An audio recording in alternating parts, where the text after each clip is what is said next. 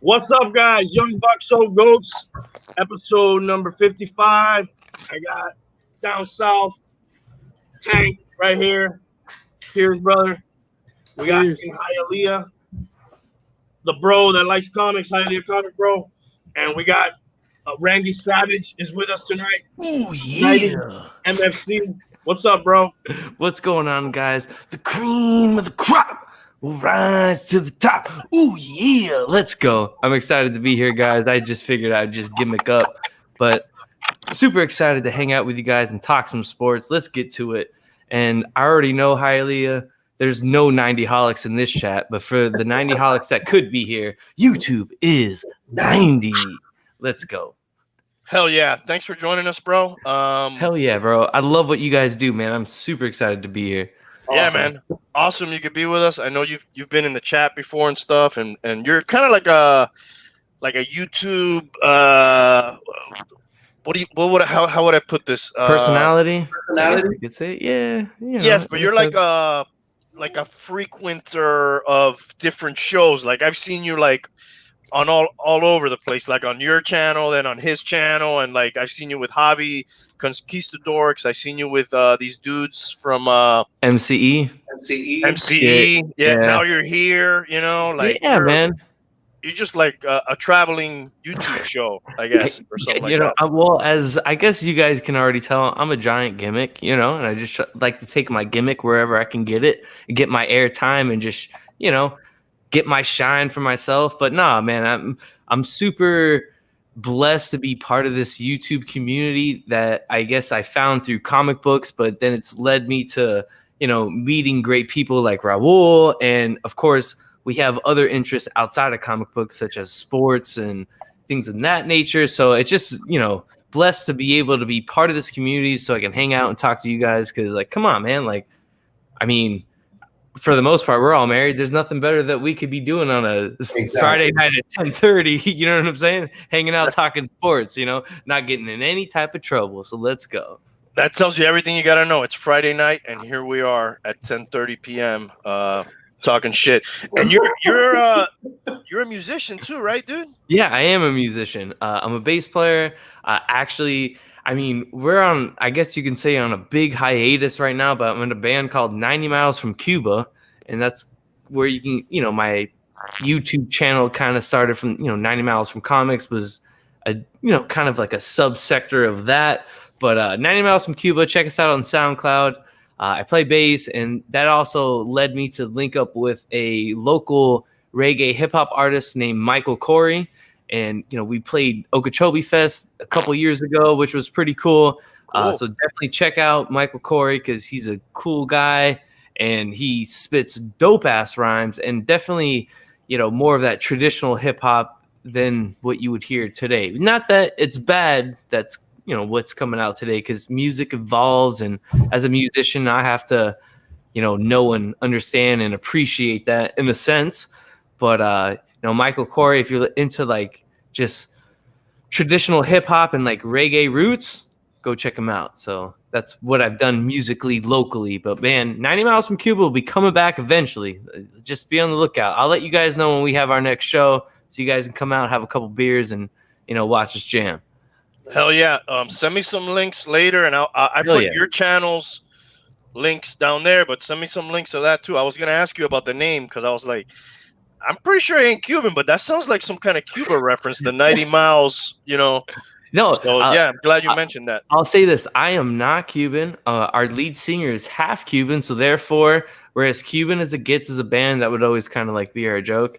But no, the idea behind the name 90 Miles from Cuba is, and as you guys know, going down to Key West, being from South Florida, everything says 90 miles to Cuba, right? But what's 90 miles from Cuba? South Florida. We're a South Florida band. That's kind of like, what the idea behind it was. And I don't know. I guess someone that's been in the music industry, not like on a big level, but locally, played some bars and weddings and hired for gigs on that nature. You need a catchy name, man. And I can tell you this: anytime that I said 90 miles from Cuba, that stuck with everyone. They ain't never forget that band name for sure. So definitely go check us out on SoundCloud. We're just like a rock, jam band, funk, reggae, blues, jazz, everything all mixed into one, so to speak. Sweet, man. Yeah, I like the name, dude. I dig it. Hell yeah. Badass. Yeah, bro, we got to represent South Florida. I'm all about it. And just, I don't know how someone can be Hialeah and then they're a Raider fan. I'm just going to throw that out there. I got to get that, It is odd. The fakest Hialeah person we ever met, right? At least I ain't no chonga. That's all I got to say. At least I ain't no chonga. You ain't a what? No chonga. I'm not a chonga. I mean, are you accusing him of being a chonga? I mean, do I look like one? Am I wearing like giant hoop earrings? Oh, Do I? Oh, I got the tunnels going. But You start calling me Chico. Call me Chico from now on. No, I call him Hialeah Hate Bro. Yeah. That's one of my favorites. Or Hialeah Cramp Bro.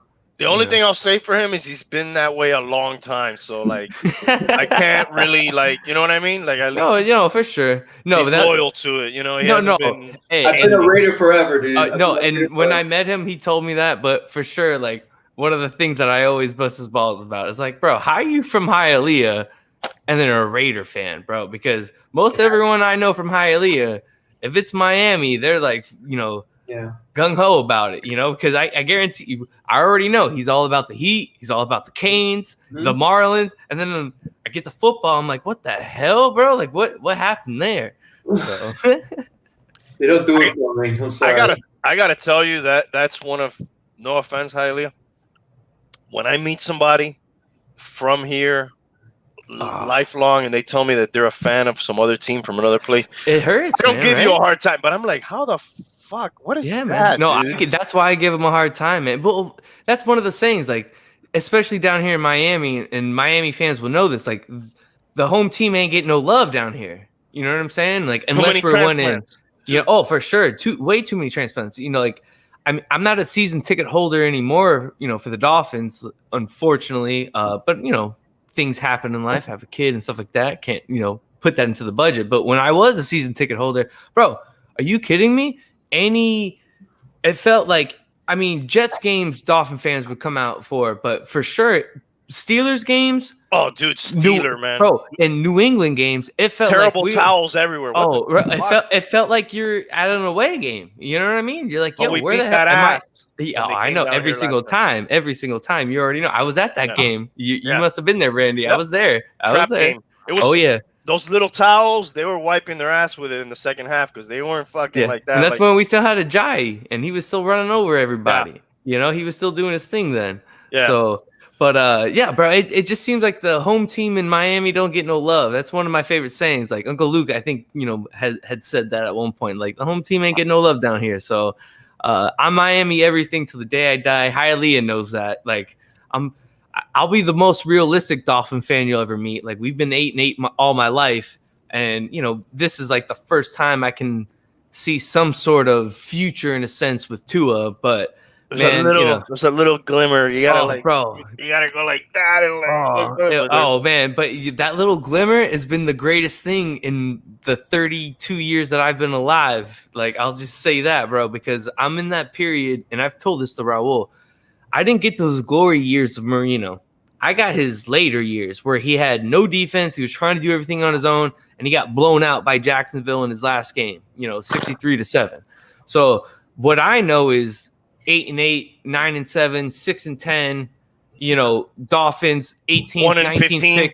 Oh, but even in 1-15, the best player coming out that year was Jake Long. Think about that.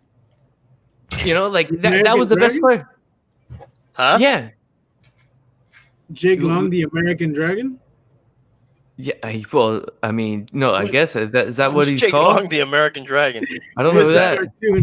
Oh no, okay. But no, Jake Long.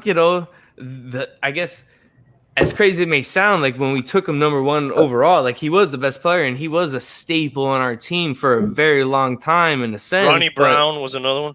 Oh, yeah, but I mean, I lived through that. I mean, I can't hate on Ronnie Brown. Ronnie Brown was a good running back. He didn't really have a good quarterback and no offensive line. Not productive, man. But for sure. Kind of like a franchise. Not an Eric Dickerson, No, for sure. But think about Barry this, Sanders. Ronnie Brown and Ricky Williams were playing together, and that was. I'm gonna say this, and Hialeah probably feels so out of place here because I remember this team a lot. But I used to run that team in Madden, and what I used to do is I would run Ronnie Brown as my fullback, as my halfback, and then Ricky as my fullback, and have both of them on the field. And that's something I wish they would have done more, because think about if you were even running shotgun with both of them out there and making them both like more of a threat, because both had good hands and could, get the ball, create something if they got space. And that was something I used to love to do in Madden, and I think it always kind of helped me. They did a lot of that, like Ricky and Ronnie and Ricky and the Wildcat. Yeah, and switching off. Yeah, that was the year, when they the Wildcat gimmick. Yeah. In New England. Chad Pennington. Oh my God, that was so beautiful when they were 11-5. Out.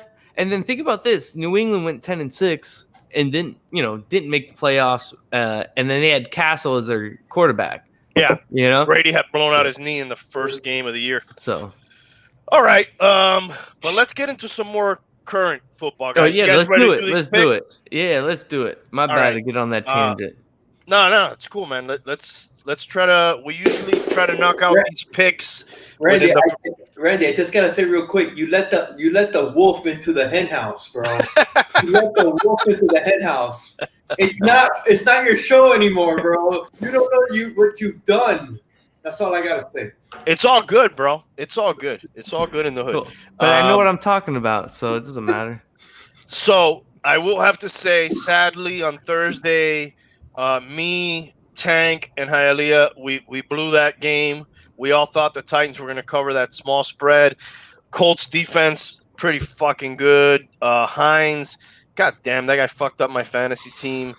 And they don't make Phillip Rivers have to win the game. I think that's kind of like. Wait a second. Why did he fuck up your fantasy team? Because he's playing against me and he fucking got like 30 points. And the guy started him? Really? Yeah. It's a girl on top of everything. Wow.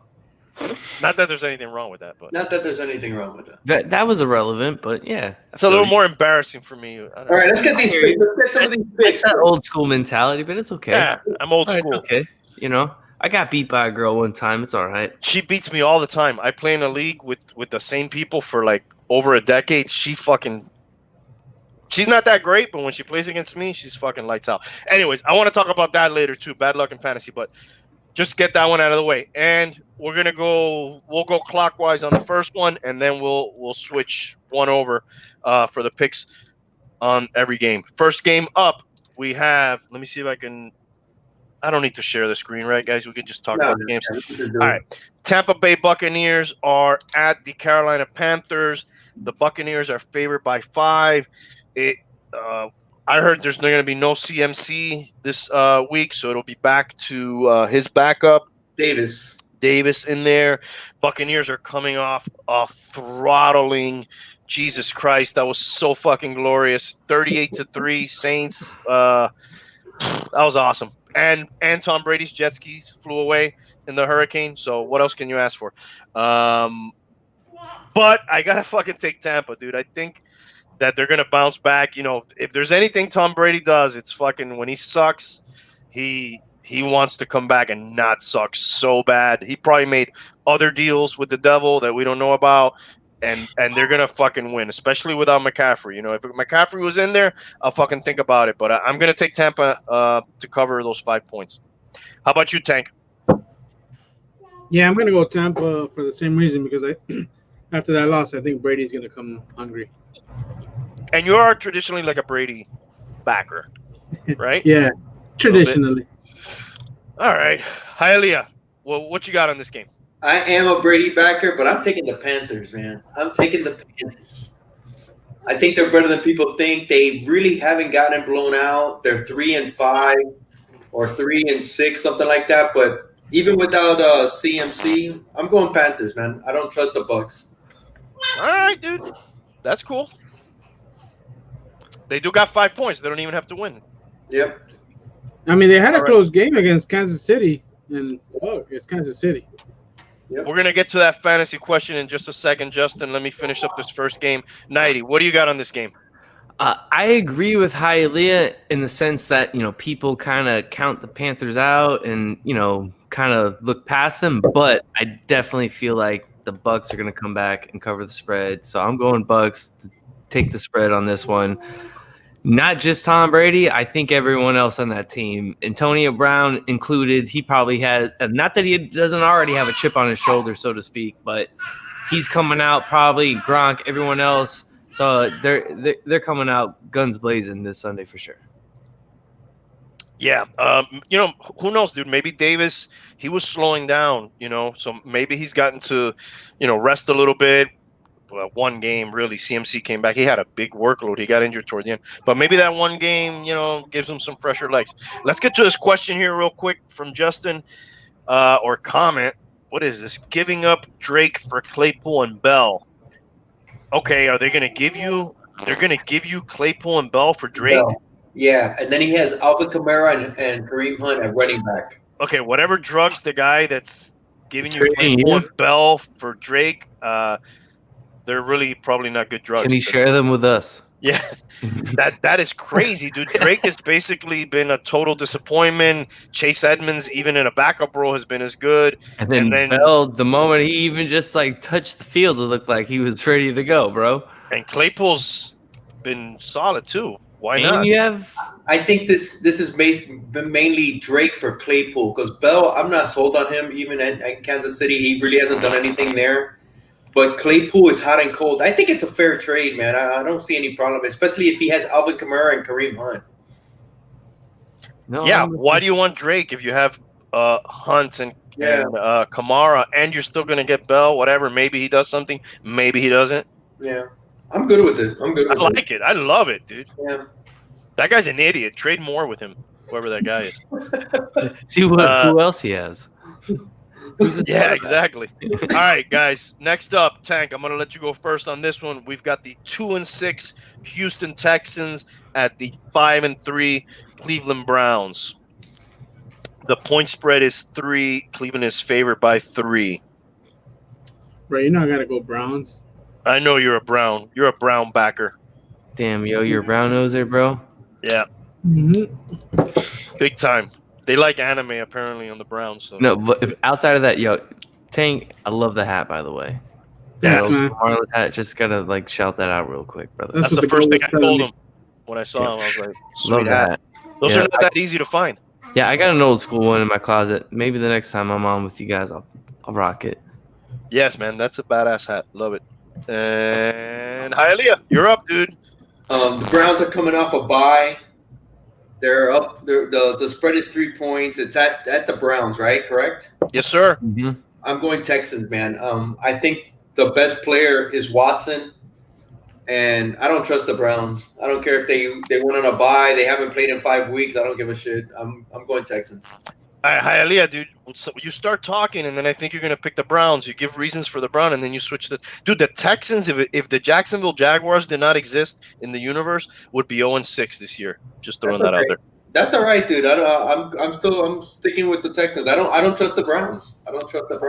But you trust the Texans? All right. I don't trust the Texans. But for -3, I think they'll keep it close. I don't think, it's only 3 points. So it's pretty much a pick 'em game. I just think Texans will keep it close. Okay. I'm just busting your chops. Yeah. All right. Nighty, what do you got on this game? And unlike Hialeah that was on the fence about it, I'm just going to come out right out and say it. I think the Texans are taking this one. I agree with him here. I think they have looked better since they got rid of their coach. Yes, they have. And as he mentioned, Watson's going to be the difference in this game. And they have no Odell. And not that he was doing anything there, but, that could be mentally. But even mentally, Baker may feel like he doesn't have that there, so it might throw him off. And even though it's in Cleveland, and we've seen them choke so many times, I feel like this year in a sense. So yeah, I'm taking the Texans on this one. I think only 3 points. Come on, they're for sure they're covering that. All right. Both these teams have been. I mean, the Browns not as much. They're 5-3. You know, they're kind of respectable. They've both kind of been disappointing at times. But I gotta take the Browns at home, even without Beckham. Even Houston hasn't really beat anybody other than Jacksonville.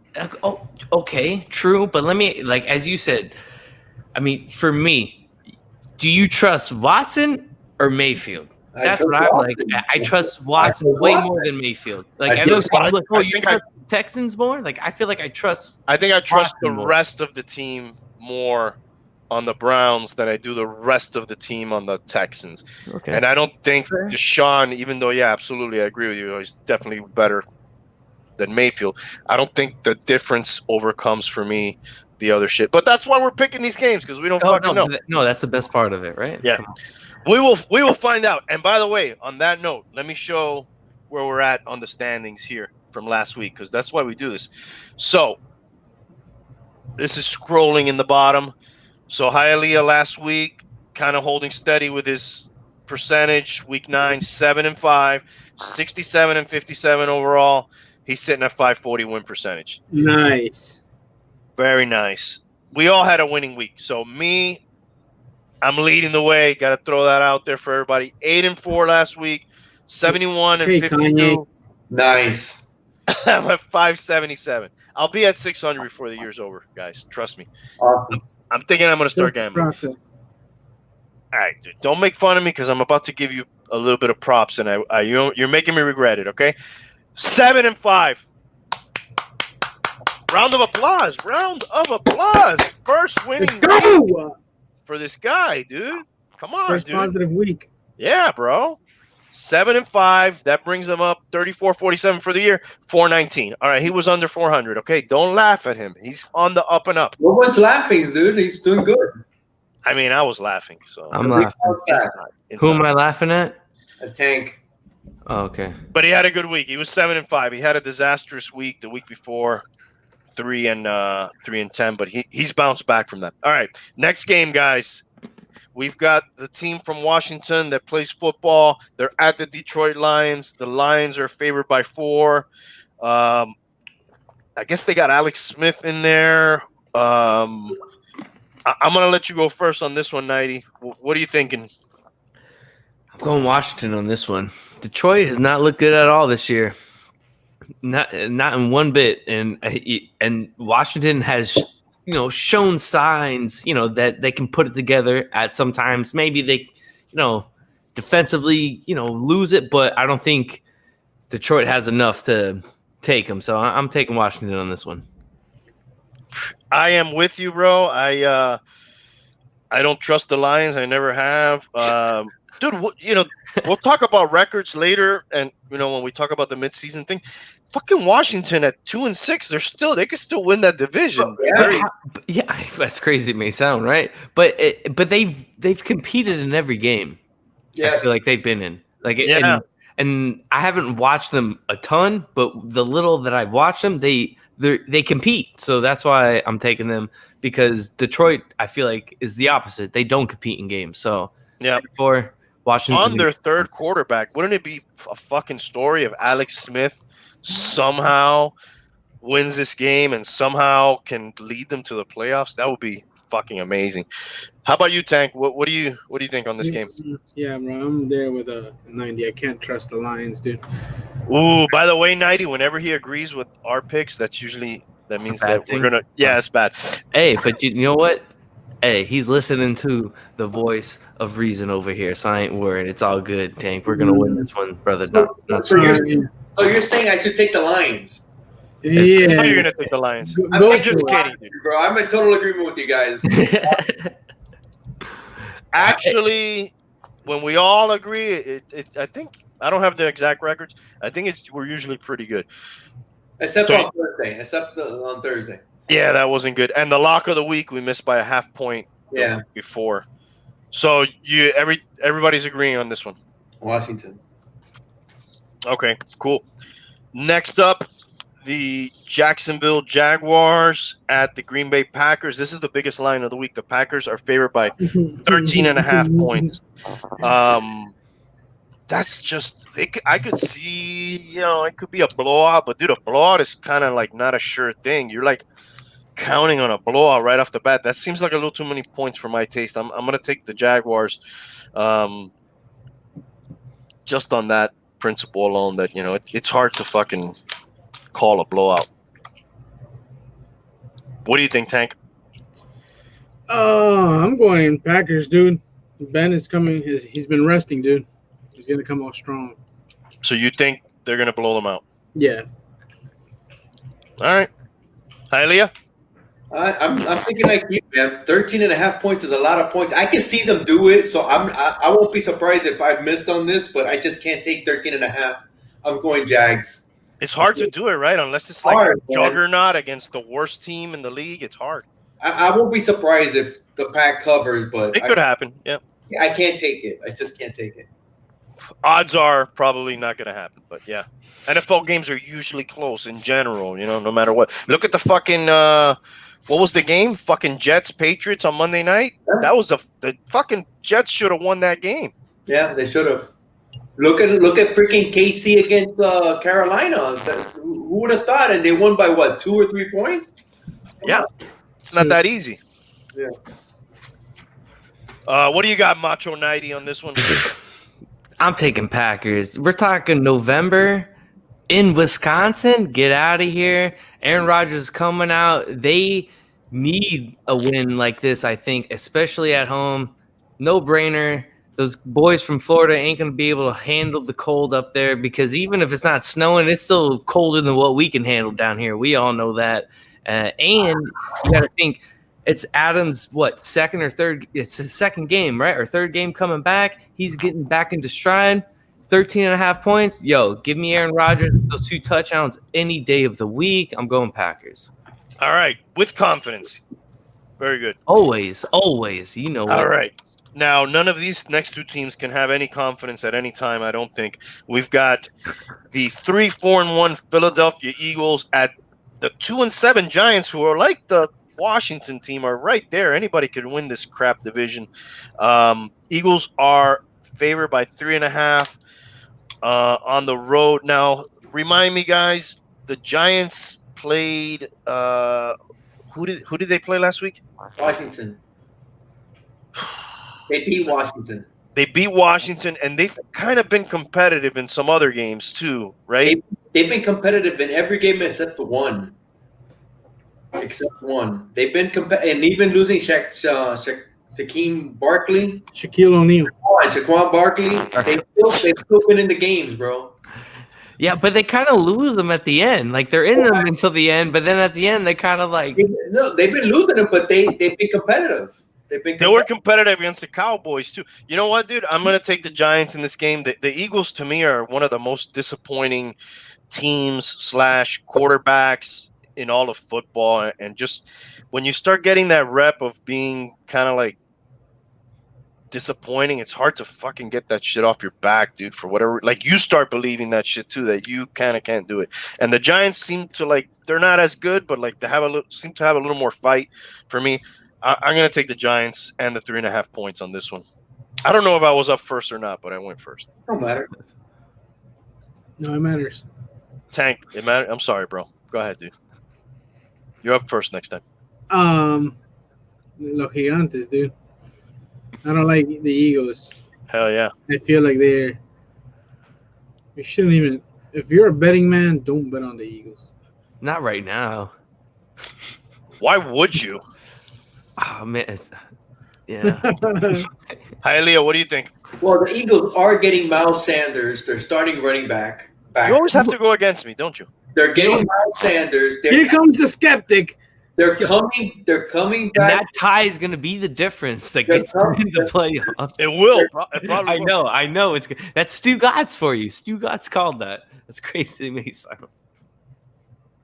Sorry, Hialeah. Go ahead, bro. Can I talk? A little bit, because 90s go here. He's running the shit. You know when you can talk. Let's go. They're also getting back Dallas Gobert. They're coming back from their bye. And with that, I'm taking the Giants as well, dude. I don't trust them. What are you, bro? Like, you're trying to trick people? Like, you hype up one team and then you take the other team. I just think the Giants, dude, they've been competitive in every game. This is a divisional game. They're at home, although this year home really doesn't freaking matter. Mm-hmm. Exactly. The only way home matters is when it's the West coming to the East. That's about it. That'll come into play today. That's going to come into play. Mm-hmm. But I'm just going with the Giants, man. They've been competitive and they've been tight. And the Eagles, honestly, they're getting Miles Sanders, which is a big one because I do have him on my fantasy. I am starting him. I expect him to have a big game, but I don't think it'll be enough to, I think the Giants will still cover. Is Alshon Jeffrey almost back? He's still out, but they also got Jalen Reagor, their number one pick, the speedster. He's back also. So they do have stuff coming back.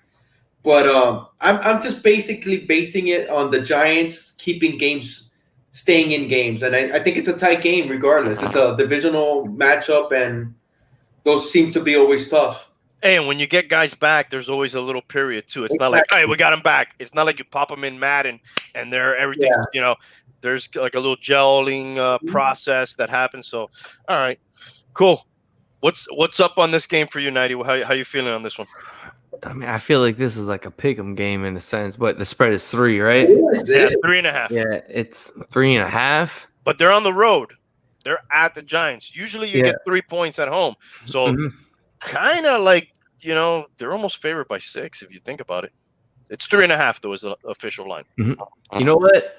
I don't know why, but I'm going to go Eagles on this one. I just feel like, to what Hialeah said, they got people coming back. Not that they're going to plug them in right away, but I also feel like, because they've been struggling, Carson Wentz has not played that great and kind of needs that win. And I think because it's a divisional game, it's going to be really close. And I definitely think that the Eagles can cover that 3.5 points, at least on that, from Carson Wentz side, even without those new guys without those guys coming back in a sense. So I'm going to take the Eagles on this one. I'm going to go against you guys on this only because I think it's a divisional game. And I think the tie is the factor in this one, and that tie has got the more momentum going, and that's what's going to get them over the edge. No, they're like, yeah, we got a tie, bro. What do you got? You got any ties now? Yeah, exactly. No, but I think with 3.5 points, I think they can cover that. All right, cool. Tank, it is your turn to go first. This is probably the most important game to most people here. Most people. We've got the Los Angeles Chargers at the Miami Dolphins. Miami Dolphins are on a 4-game win streak, if I'm not mistaken. Ooh. And they are favored by 2.5, which is really like not a lot of respect for a team on a 4-game win streak at home. You get 3 points usually just for being at home. So we got a couple of rookie quarterbacks going head-to-head for the first time. Maybe they'll be going head-to-head for a long fucking time. Who knows? That's pretty much the Chargers are 2-6. They haven't had luck, but they've seemed to be like in every game, like they're always there, one play or two away. What do you think, Tank? Yeah, dude. Miami's defense has been on point, bro. This is Tua right here, and they've been like this. Yo, can I just say it, Tank? Shaq Lawson, baby. Shaq Lawson. Let's go. Yeah, dude. Definitely. I got to go Miami. They're going to blow that 2.5. All right. Hialeah? Dude, I actually love this game, bro. This is going to be so interesting. The two rookies going up against each other. But I'm going Miami as well, dude. They're hot. San Diego does not know how to win a game, but they do know how to freaking lose a game. And I think it's going to be a tight game, but I think Miami's defense is really they got a chip on their shoulders right now, and the Chargers aren't good enough to take that chip off. So I'm going Robert Conrad. I dare you to knock it off. None of you guys know that reference, and that's okay because I'm showing my age, but I dare you. The Dolphins are like, go ahead. I dare you to knock it off. What is the Robert Conrad thing? I'm going Dolphins. Tell me the Robert Conrad thing, though. It was the Duracell battery. and he would put it on, and I dare you to knock it off. You know that wasn't that a running back for the Dolphins too, a fullback? Yep. Yeah. But is this a different Robert Conrad? He was the guy from Wild Wild West. And I know in life a person named Robert Conrad too. He was Wild Wild West. He also did Baba Black Sheep. The guy he just died recently. The guy was a badass, bro. The guy was. Everybody's dying. The guy was all right. 2020. It's 2020. Yeah, bro. 90. I kind of think I know where you're going with this. It's Tua time, baby. We are covering that all day, every day, and the disrespect that the Dolphins are getting right now. And just want to mention the ESPN Power Rankings had the Rams and the Cardinals ranked above us when we just beat both of those teams. To your point, the disrespect, 2.5 points at home. San Diego is not going to be able to keep up with this Miami Heat, as I mentioned, as you already know as well, Randy, as we called on that Rams game, that they're not going to be able to keep up in the fourth. We're blowing this out. This is going to be Tua's coming out party. This is going to be Tua's coming out party. Let's go. If you want a ticket onto the train, let me know, Hialeah. We got you, brother. You can join the bandwagon whenever you want. In the caboose. We got you're in the caboose. My Raiders are playing good too, baby. We're 5-3 as well. So I'm on my train, baby. I'm on my train. We're gonna get to your train in a minute. I am on board with everybody here. I barely ever pick the Dolphins. I've become a jaded old Dolphins fan. It's the natural evolution of a Dolphin fan. You're still younger, 90, No. Hold on. You're going to get there. Trust me. No. Let me tell you this right now. I am the most realistic Dolphin fan you will ever meet, and this is time. Wait, I got to call bullshit on that. No. This is the first time that I've ever had hope. No, he's saying bullshit because I was hyped on the fact that we took Tua outside of his injury, unlike what we did with Drew Brees. They looked at who the best player on the board was, and they went and took him. And I don't care what you said. I told you last year when Brian Flores won 5 games with practice squad players, I was all on board. And this guy was changing the culture of the team. And I agreed with you. And before that, I could tell you every freaking year that we were going to be 8-8, 7-9, 6-10 with the 19th pick. And you can call bullshit all you want, Hialeah, but you've only known me 2 years. And I can bring friends that have known me all my life. And I'll tell you, the Dolphins have been 8-8, and I've gotten ridiculed in my entire life by every older person in Miami because I said this is a basketball town now because the Heat have shown what a real team is and compete every year. So don't call bullshit on me, bro. We can go talk another time. So it's like a fat one, brother. Dude, let me tell you something. Real quick, brother.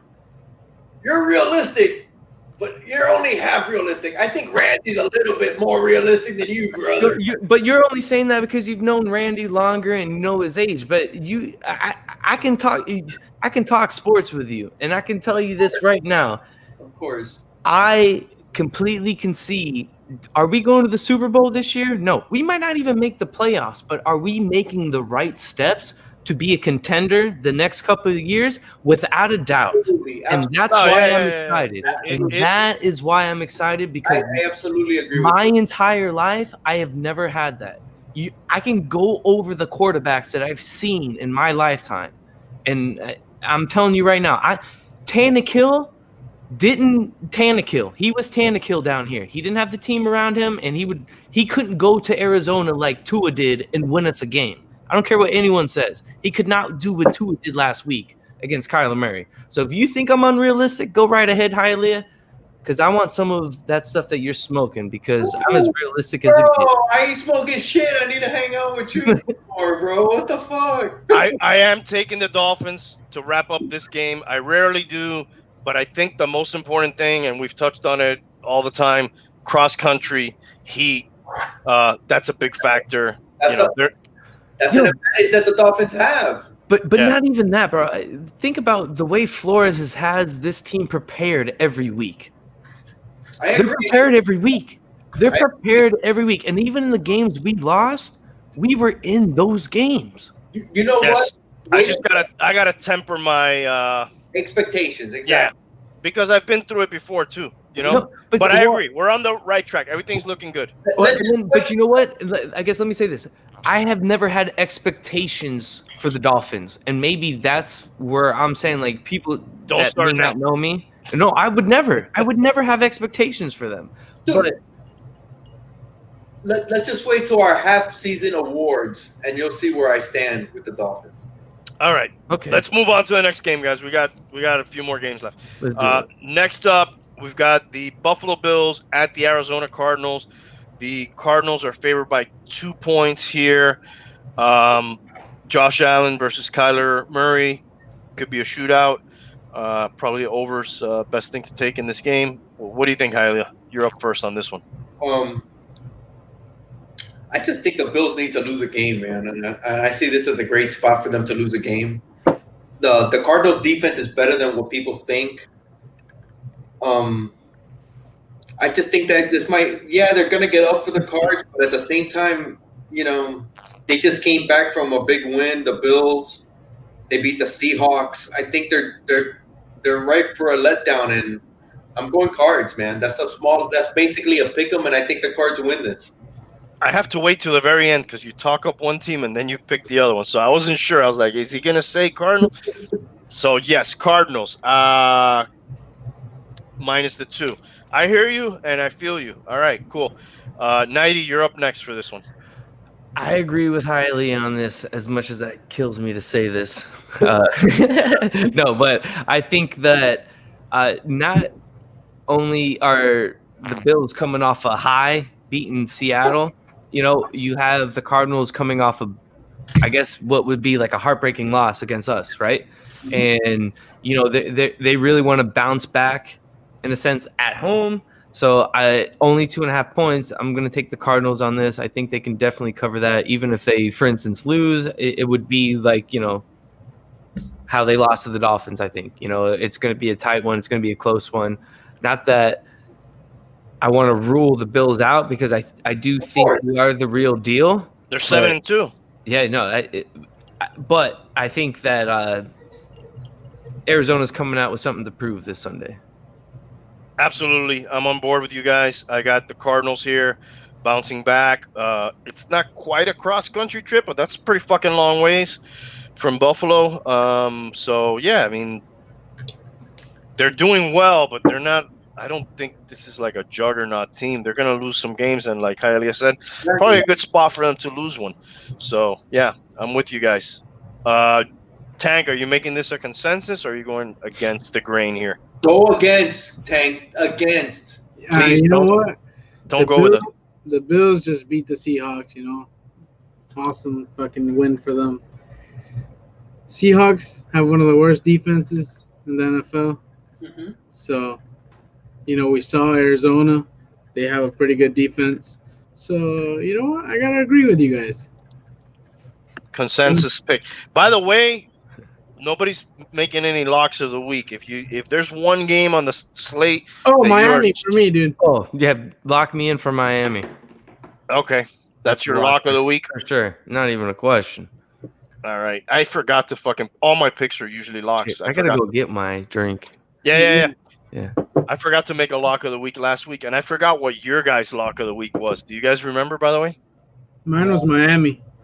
Last week? I think I lost my lock. What was it? I don't remember. I have to look back at the games. Yeah. All right. I think my lock was Kansas City. They've been my lock like every week. I'm like, yo, lock that in. Like every time they get that spread. They didn't get it. They didn't. Not last week, but the week before they got it. But I think. Yeah, that week back weeks. Yeah, but I think back-to-back weeks for myself, I chose them as my lock. So I don't think they're pretty good. Oh, bro, they're the real deal. Not for nothing, but I could pick a lot of games here for my lock. I'm gonna wait up on my lock right now. Okay, me too. Next up, Denver Broncos at the Raiders. The Raiders are favored by 5. I think Nighty's up first on this one. Did you already get your drink, or you need to go get your drink? Well, no, I could do it after. All right, you want to go first real quick here? Broncos at Raiders. Raiders are favored by 5. Remember when this game was a fucking big deal? It's not a big deal anymore, right, Hialeah? It's always a freaking big deal. I hate the Broncos. He hates the Broncos, and you know what? The Raiders always struggle against the Broncos, and they've been struggling at home for whatever reason. They have. But with that being said, I'm pulling the Hialeah, and I'm taking the Raiders 5.5 at home. I think somehow they'll pull it off. Even though they struggled at home, they somehow managed to pull it off at home. So they'll make it happen. I'm going to take the Raiders on this one. And Denver, it looks like they're, to me, like, rebuilding. They're struggling. So I'm taking the Raiders on this one. All right. Yeah, Broncos are. This might even be Hialeah's lock. Just throwing that out there. Maybe. We'll see. The Broncos are 3-5 this year. Raiders are 5-3. The Broncos have been in some games. I mean, they beat the fucking Patriots. They had a last-minute win against last fucking second. Last second win against the Chargers. Drew Lock is on kind of like a make it or break it situation right now. He may be, I'm liking the Broncos in this game, and I'm sorry about that, Hialeah. Atlanta, though. Yes, Atlanta's high scoring, so I can't really. Dude, look at Hank with all the fucking knowledge, bro. Yeah, bro. Throwing me away. So, Edwin? What a difference, right? From what's week up, one? Edwin? What's up, Edwin? Edwin, can you say what's up to Jonas? Because he gets pissed off when you say hi to everybody and not to him. Edwin's the best, bro. He always says hi to them three. You're not gonna say hi to Tank? No, he's not gonna say hi to me, bro. Damn, bro, he doesn't like Edwin's you. the best, bro. Shout out, Edwin! Yeah! So, dude, I like the Broncos in this game. I don't think they're gonna win, but I think they can keep it close. And dude, Hialeah, I know this is a big deal for you, but I remember when this used to be a big deal nationally. Like, fucking, this game was on Monday Night Football or Sunday Night Football or whatever. Now it's just like it doesn't seem like it's had the same for a long time. I don't know. Tank, what are you thinking on this game? Dude, I've always liked the Raiders, bro. When I used to play Street on my PS2, I would always play with the Raiders. But remember, this is money right here. It's not life. Damn. Okay. But Yo, Tank used to play for money. Tank used to play for money, yo. I had to turn the camera off. This guy's giving me problems, so I'm just going no face real quick. I'm gonna go Raiders, bro. I have more faith in them than the Broncos. Okay. That half point fucks me, but I'm gonna go Raiders anyways. But it's 5. It's 5. They're it's 5? 5. Yeah. Oh, okay. Perfect. All right, dude. You've heard what we've said. What do you have to say for your team? I'm going Broncos, baby. I love my Raiders. You don't trust them. No, I think they're gonna win, but I think this game is gonna be close. It always is. It's I don't think the Raiders are that much better than the Broncos. You're saying the Broncos are rebuilding, but dude, they got a lot of pieces. Their defense is not that bad. They got Jerry Jeudy's freaking balling. Drew Lock's throwing it everywhere. They got Noah Fant. The Raiders have been playing good as well. I expect the Raiders to win. I just don't trust the Raiders to cover 5 points. And that's why I'm going with – and like Randy brought up, they've been playing a lot better on the road than they have been at home, which doesn't really mean anything, because that could change, in a couple of games and it could change. But I just think the Broncos will cover. I don't think the Raiders are that much better than the Broncos yet. Yeah, you got to follow the trends if you're going to be doing this, and until those trends prove you wrong. Exactly. All right, let's move on to the next game. I am first on this one. We've got the Cincinnati Bengals at the Pittsburgh Steelers. The Steelers are favored by 6.5.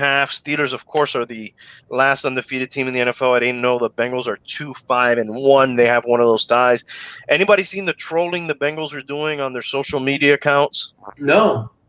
They were showing like footage of TJ Hushmanshada with with the terrible towel cleaning his shoes. Oh no, I haven't seen that. Yeah, they were disrespecting the terrible towel. I kind of like it, dude.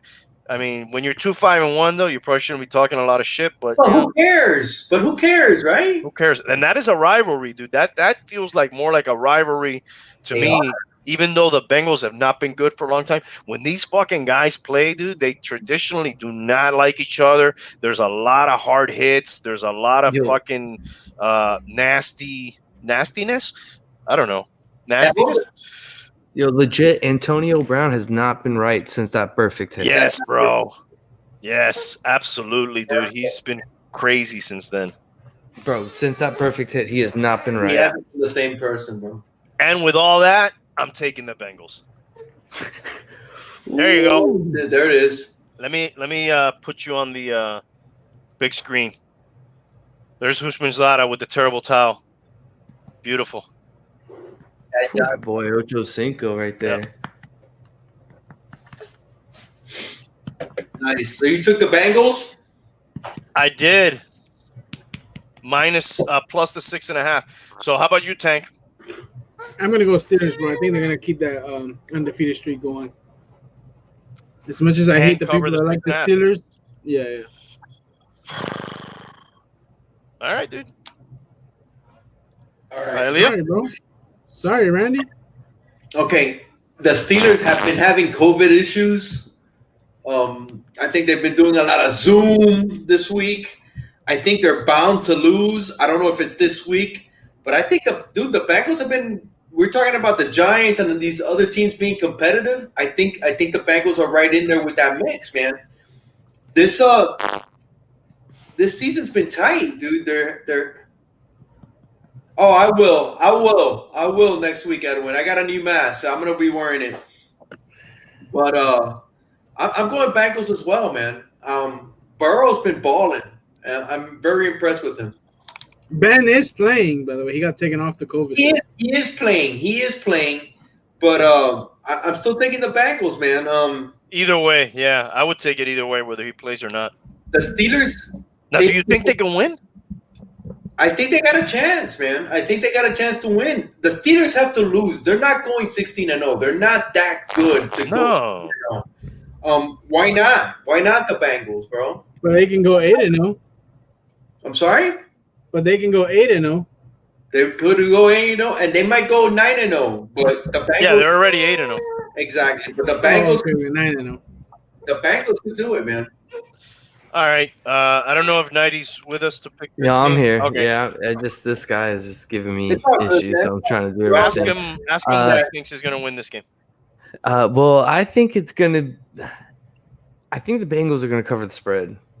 So I'm going Bengals on this one. I agree with Hialeah. Burrows is playing good. You know, they've been in every single game. You know, they haven't, as bad as they are according to the record, they don't look that bad, I think.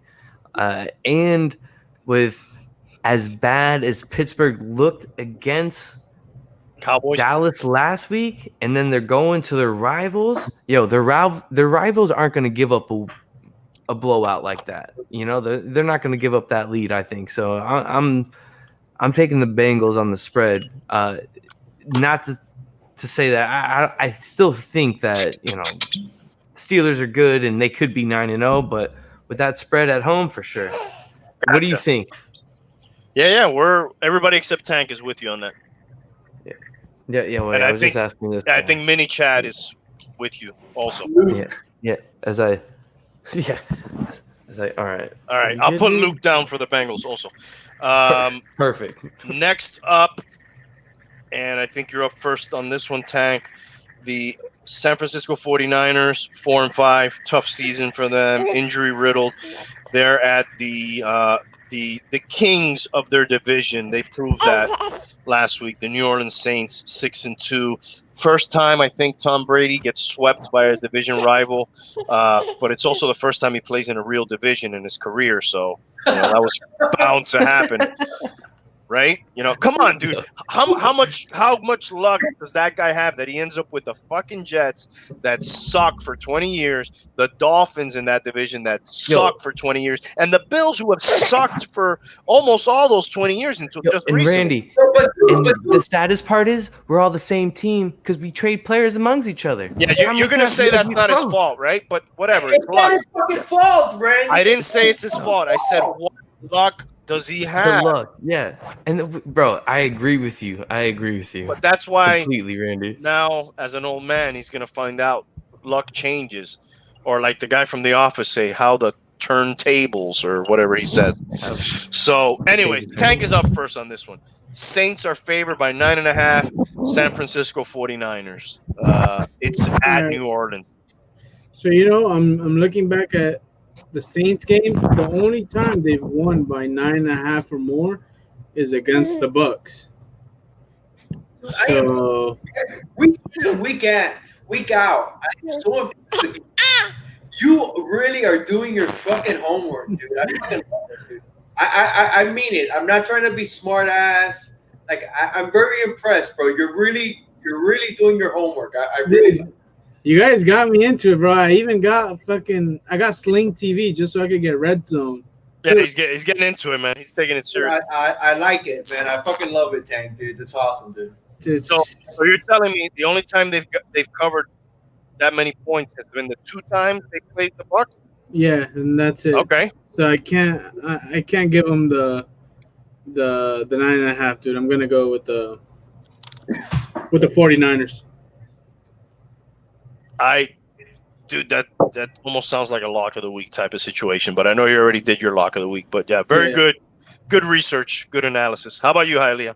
I gotta agree with Tank, dude. I can't go against his research, bro. I have the 49ers as well. I don't trust the Niners. They've been playing good. I can't see them playing the way they did last week against the Bucks. I think this is a down game. The 49ers with their injuries, they might be looking past them. Yeah, they came off that real big win, so I don't think they're going to come out as strong. Exactly. I'm picking the 49ers as well. Okay. How about you, Nighty? We're at home in New Orleans, correct? Yes, sir. Give me the Saints on this. Y'all are crazy. You're telling me that a win against the Bucks away at Tampa, they ain't going to come back to the Dome and light it up? For sure. Give me New Orleans on this. I think New Orleans has been one of the teams that people have looked past all year, and look at their record. And Drew Brees looked at as one of those quarterbacks that was quote unquote, past his prime and, not doing it this year. And he's got a 78% completion percentage. And I think they're starting to get into stride, and give me the Saints at home with that 9.5 points. Okay, man. I can see that too, but I have to side with my other brothers here on this one. I was thinking right away Saints until I saw the 9.5. I was like, whoa, that's a little bit too much respect. Kyle Shanahan's had 10 days to prepare. They're getting some people back in the mix. I don't think the Niners are going to win, but I think they could keep it pretty close. So and their facility's been closed down because of that. I don't know. We're gonna roll the dice. I hear you. We're gonna roll the dice with the Niners on this one. Yeah, sometimes teams come out flat after those big wins. Hey, we got a fantasy question. We got ISO over here with a question. Drake again coming up. Drake's kind of a hot topic. A lot of people picking him up, a lot of people dumping him, a lot of people trading him. He's kind of like the town whore. He's getting passed around everywhere. So just traded. Sounds like 90 hopping on everyone's YouTube channels. You are the Kenyon Drake of YouTube. Just traded for Kenyon Drake, Brandon Cooks, and DJ Moore. What do you guys think? Well, you're definitely getting volume. You know what's weird about those 3-for-1s for me, guys? I also have to think, who are you dropping on your team to make room for these guys? Because it's not like you have, this is really a 3. It's really a 3-for-3. Who are the 2 guys that you're dropping to take on 3 players? Right? That's really what we want to know. On the face, you might. I still don't like this trade, regardless. I got to tell you. Yeah, I'm with you. None of these guys are really tickling my fancy on anything, dude. Here, Even with as bad as Zeke is playing in a sense. Yeah. But he's going to get his touches every week, so he's going to give you some What's up, sort of, Hialeah? What's up? Bro, yeah, you're gonna get productivity. I fucking love this trade, bro. Right. You fucking rocked it, ISO, dude. I fucking love it. And then you just you drop Damian Harris and Slayton. Dude, you're good, bro. I love this trade, bro. Fuck But that. tell me why. Tell me why. Dude, Kenyon Drake, yeah. It's not about Kenyon Drake. It's about Brandon Cooks and DJ Moore. Carolina's schedule opens up for them at the end of the year, bro. I'm going DJ. I love DJ Moore. I think Brandon Cooks has a ton of upside. Even Kenyon Drake is going to do okay. Zeke, I'm not sold on him, dude. I'm just not sold on Dallas after freaking Prescott went down, dude. I think you're good, man. I like this trade. I'm good with it. ISO, thanks for the sub, by the way. I don't know, dude. I'm kind of with 90. I think Zeke's going to get at least the touches for sure. Drake, I'm not so sure he's going to get the touches. But I guess what you like the most highly on this trade is the DJ Moore aspect to it. I like the Brandon Cooks, the DJ Moore, and the fact that he dropped Damian Harris and Slayton. Slayton's been nothing. He had like one big week of, I believe, the first week of the year. I think he had 2 touchdowns that week. He might have had just one, but his big week was the week 1. Damian Harris, bro, you can't trust those freaking New England running backs. He basically gave up nothing. He dropped nothing. Yeah, for sure. I'm good with it, dude. I'm good with it. I'm against you on this one. Zeke's going to get his touches, and at this point, that's all they have. So he's, look up Zeke's stats, or not his stats so much. Check his out fantasy stats. His fantasy stats, and he's been trash. All right. Well, I'm not playing fantasy this year, so I can't speak on that. So let's take a look real quick. I'm with you, ISO, man. I'm good with that trade, dude. How do I share screen? First time tonight. Don't fuck it up. Yo, look at that. Smooth as butter. Okay, yeah, Zeke's been 3 games in a row, and then the bye, disappointing his owners. But that's got to bounce back, right? The guy's not going to keep getting you less than 10 points. And you know what? It might. To your point, it might. But how much? He's even mentioned that. If it bounces back for 1 game, does that make it worth it? No. What I think is McCarthy's probably not that kind of guy, right? He's not that kind of guy that's going to just give this guy the ball 25 times a game. He was doing it earlier in the year. Exactly. But, his carries have fallen off. All right, dude, we're going to kind of, I don't know. What do you, Tank, do you have a feeling on this situation? Yeah, bro. You know what? I think he won, dude. I think that was a good fucking trade. Zeke, his yardage has gone down since the beginning of the year. I don't know, bro. I think he did good. I think he did good as well. ISO, we're completely split on this. Time will tell. Time will tell. Yo, shout out to Edwin Diaz still in the chat, too. Oh, yeah. Brother. So and that's you know that. What? ISO just made a great point. He could probably get Slayton back. Exactly. Yeah, not sure if you want to, but yeah, you probably could. Exactly. Yeah, I kind of wanted to know that aspect, but yeah, you didn't seem to drop much anyway, so that's not, or at least drop anything that would make you weaker. Guys, I forgot what fucking game we were on. Let me see. We just did Saints 49ers. Yeah, we just did Saints 49ers. Ravens Pats, I think where's up. Actually, we have the Seahawks. Rams. Yeah, Seahawks Rams up. Now, I think 90's up first on this one, or if he isn't, he can go first. Seahawks at the Rams. The Rams are favored by 1.5 points. Man, I'm taking Seahawks on this one. They're probably going to definitely bounce back after that loss they just had against the Bills. I feel like, as we all know, Wilson is the real deal, I feel like, and he's going to want to go out and get this win. For me, the Rams, as I called against that Miami game, they throw up duds sometimes offensively. Yeah, sometimes they can go out and, do some things, but I think they'll throw up another dud here offensively, and give me the Seahawks on this one. This might even if I didn't lock up the Dolphins, this would be a lock of the week. I feel like, but I'm just. Wow, for a second I thought you were taking the Rams. Nah, bro, Seahawks for sure.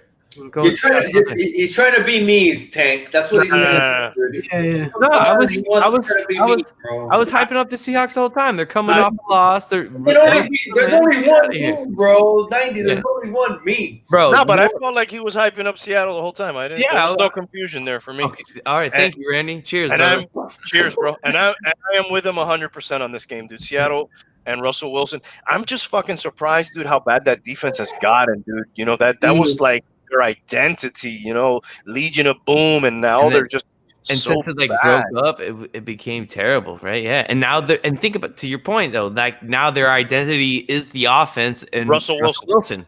Yeah, you know, like so. What'd you say, Tank? That's what has me leaning towards the Rams is that defense, but I don't know, dude. Yes, but what weapons, dude? It could be a shootout, you know, or the Rams could lay a dud, like 90 said. But you know, we'll see. I feel pretty good about the Seahawks here, especially on that spread. Come on, bro. You're gonna, you know. Yep. What do you think, Tank? Yeah, I'm gonna take the Seahawks, dude. I think I could trust the defense of the Seahawks more than I can trust Goff. See, Jared Goff is. Yeah, I'm going to the Seahawks, dude. He's so hit or miss, man. I got poo-poo, says the defense. The defense is caca-poo-poo. He must be from Canada, the defense. How about you, Hialeah? Dude, I kind of see it the same way as you guys. I think the Seahawks do bounce back. Russell Wilson is awesome. And to your point, dude, Legion of Boom to Legion of Doom or Legion. I don't know what else. Dude, that defense has just dropped, man. Legion of Gloom. The defense is gloom, bro. Yeah. Come on, man. It's actually a pick'em game. The Rams golf. They're set up. But I'm going Seahawks. That kind of like the Texans Browns game. Because he won't have the best player, and that's Russell Wilson, dude. And I'm going Seahawks. I just don't see them losing 2 in a row. I think the Rams probably take a step back, but this is basically a pick'em game. I'm going Seahawks. What do you guys think people in Rams country think of Jared Goff and their team? Are they like, fuck, dude, these people? Some games they look fucking really good, and then they fucking shit the bed, and then they fucking do this in the Super Bowl. And do you think they're fucking pissed, or they're like, yeah, no, we're good, man. We got a good quarterback, we got a good coach, got a good team. I think they're pissed because I don't think they know they have a quarterback, even though they got to a Super Bowl.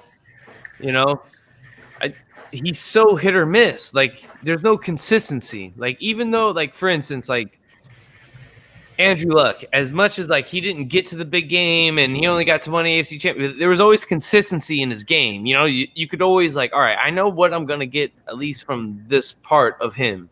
I don't feel like you get that from Jared Goff, and you know, and that might be a bad example because I'm not trying to compare the two, but I'm just saying, like, as far as like. He was consistent. Like, you knew what you were going to get out of him. Jared Goff, you don't know what you're going to get out from him. He's consistently inconsistent. Yeah. Okay. He said. Okay, but look, I got Goff and I got Cooper Kupp in my main fantasy league, right? And I'm starting both of them this week just because of that Seattle offense.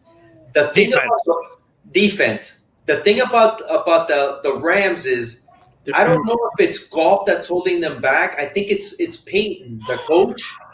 What's his name? Sean? It's not Peyton. It's no. That's the Saints coach. I can't remember his name. He's the young dude. The young dude. I think they're one of the most run-heavy offenses. McVay. Yeah. Look at fucking Tank, bro. Nah, I got Google right here, dog. It's McVay. Not Timothy McVay. Sean McVay.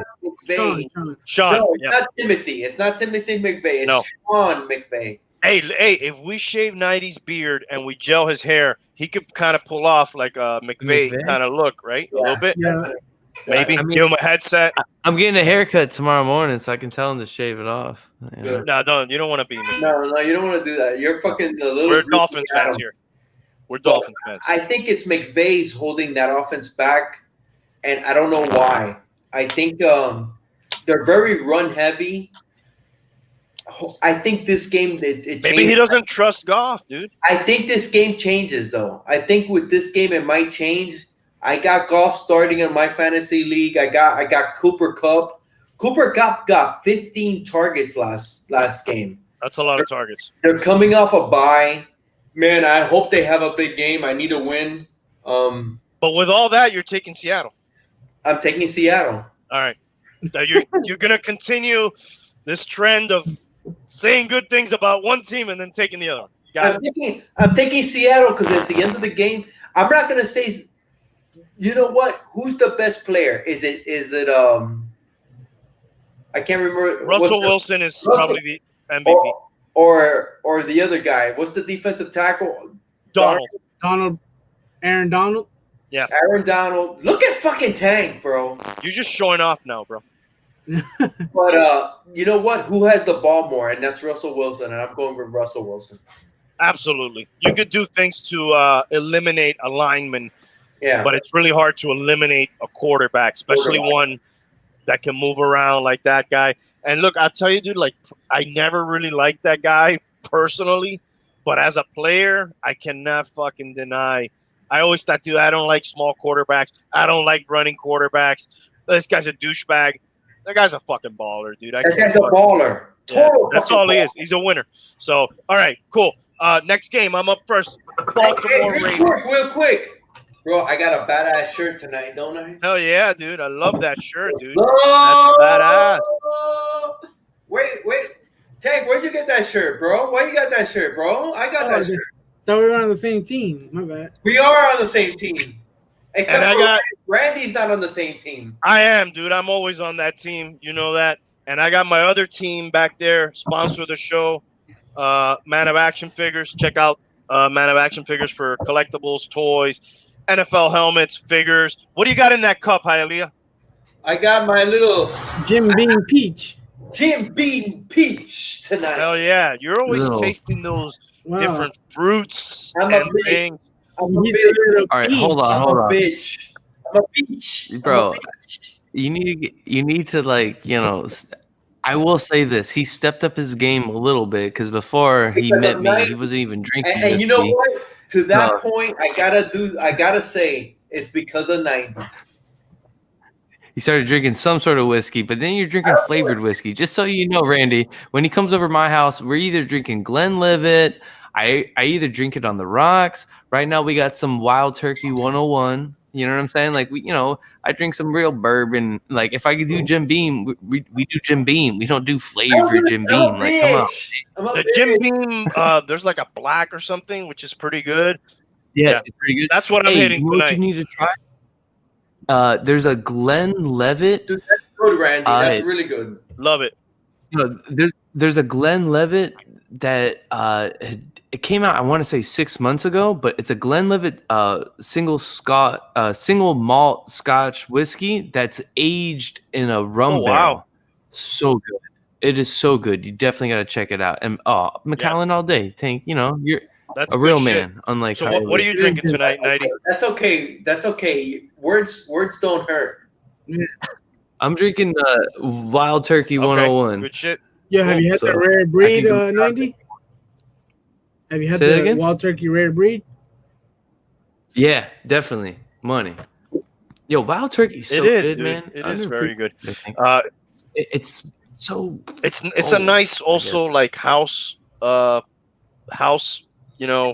bourbon to have there because For I sure. I had that big bottle, remember, I used to have there, and everybody Mhm. whatever, just like a house thing. So let's wrap up these games, guys. We got 2 more games left, so we can get into some other stuff. The Bro, Ravens. this is an hour and 15 minutes. I know this is the longest, dude, that we've got. We usually get through the picks in 30 minutes, but it's 4 of us, and we got a new host this week. So we got we're gelling, dude. We're gelling like Tom Brady with all his new receivers. Baltimore Ravens. They're at the New England Patriots. The Ravens are favored by 7. The Patriots, they're 3-5. The Ravens are 6-2. I know there's a lot of chatter about Lamar Jackson and Belichick. He's going to be able to find a way to stop him, but Belichick's got to find a way to get Cam Newton going too. And I don't feel good about that fucking team, dude. I never have, never will. But I just don't think they're in a good spot. And I'm gonna this is my fucking lock of the week right here. I'm taking the Ravens minus the 7 points. Let's go Baltimore. What do you think, Tank? Yeah, dude, I gotta go fucking Baltimore. I think Lamar Jackson's gonna come out strong. Cam Newton, once they sat him a couple weeks ago, I found that super crazy. I don't think he's gonna be in the Patriots anymore pretty soon. I can't trust the Patriots right now. That changes so fast, right? Oh, the Patriots, they're not gonna miss a step with Cam Newton.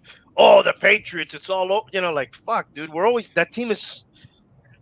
It's hard to gauge reality sometimes with that team, you know, because people get so high and low. But I think, Hialeah, you're the voice of skepticism and reason here. What do you think? Is that shit done, or are they going to be able to somehow patch together a run? I don't know about a run, but I'm picking them this week. I'm taking the Pats in this game because I don't think the Baltimore's been playing to that level where they can cover 7 points. That's what I was gonna say too. You know, even though Lamar Jackson has been, you know, on and off, but dude, Cam Newton, I think has been worse. And I agree with you. I agree with you there. That Ravens defense is fucking money, bro. Especially in fantasy. I think it's a close game. I don't think it's a fucking 7. I don't think the Ravens are winning by 8. I just can't give them 8 points. They haven't been playing to that level. Dude, the Patriots were about to lose by 10 to the fucking Jets till the fourth quarter, 6 minutes left. You know what? To that point, I think the Patriots were looking past the Jets to the Ravens because the Jets are that fucking bad. Okay, all right. So for that to that point, I'm taking the Pats. Okay, gotcha. Put you down. All right, that is the Sunday night game. It's gonna be a fun game to watch. Yeah. Nighty, you got a feeling on this? Yo, give me the Ravens on this one. The Pats have progressively got worse and worse. And especially since Cam got on the COVID list. Like, they were playing okay before that. And then once he got put on COVID, and then since he has come back, they have gotten progressively worse. So even if they don't even play Cam, whoever's playing behind him, that's what I wanted to see. Randy's point. Now, who's the backup? And to Randy's point, you're going to tell me they're going to go up against that defense? Get out of here. That defense is going to get 7 points. Jets almost got their first win. They should have had their first win. Against, for sure. So give me the Ravens on this. I feel like they'll cover it. Just on their defense will score 2 touchdowns. Quote me on that. You know, I feel like their defense will come out on Sunday. From your mouth to God's ears. Or at least get one. All right. Last game on the slate, Monday Night Football. Dun, dun, dun, dun. I don't know who's up first. I'll take this one if you guys don't mind first. Minnesota Vikings. They're 3-5. They're at the Chicago Bears, 5-4. Home underdogs. Why?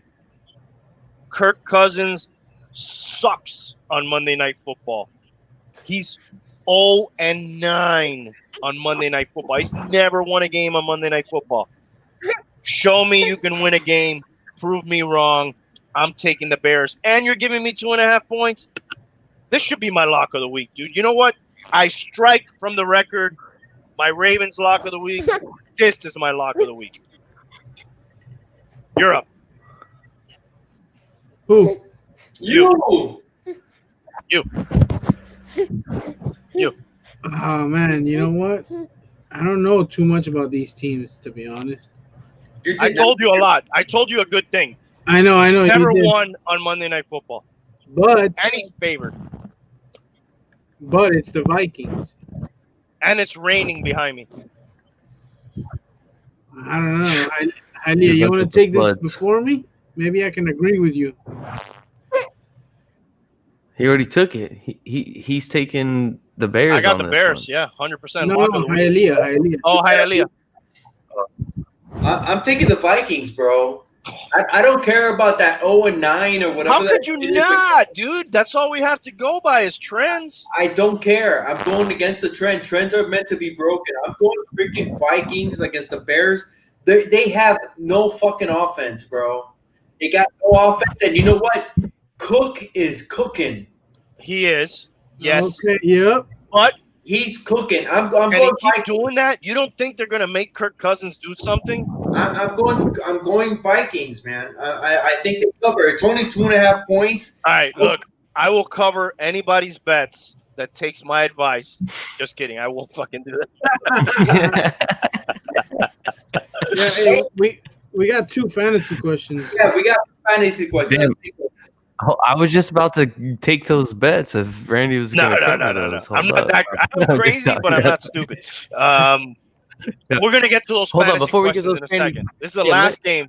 Let me give you. So, Hialeah, anything else on that game, or I'm you just going Vikings, man? I'm going. Why? Tell me why. Just you don't trust. You Cook is very good. Bears offense not good. That's making you. I think Cook is cooking. I think. Nice play on words. It's in Minnesota.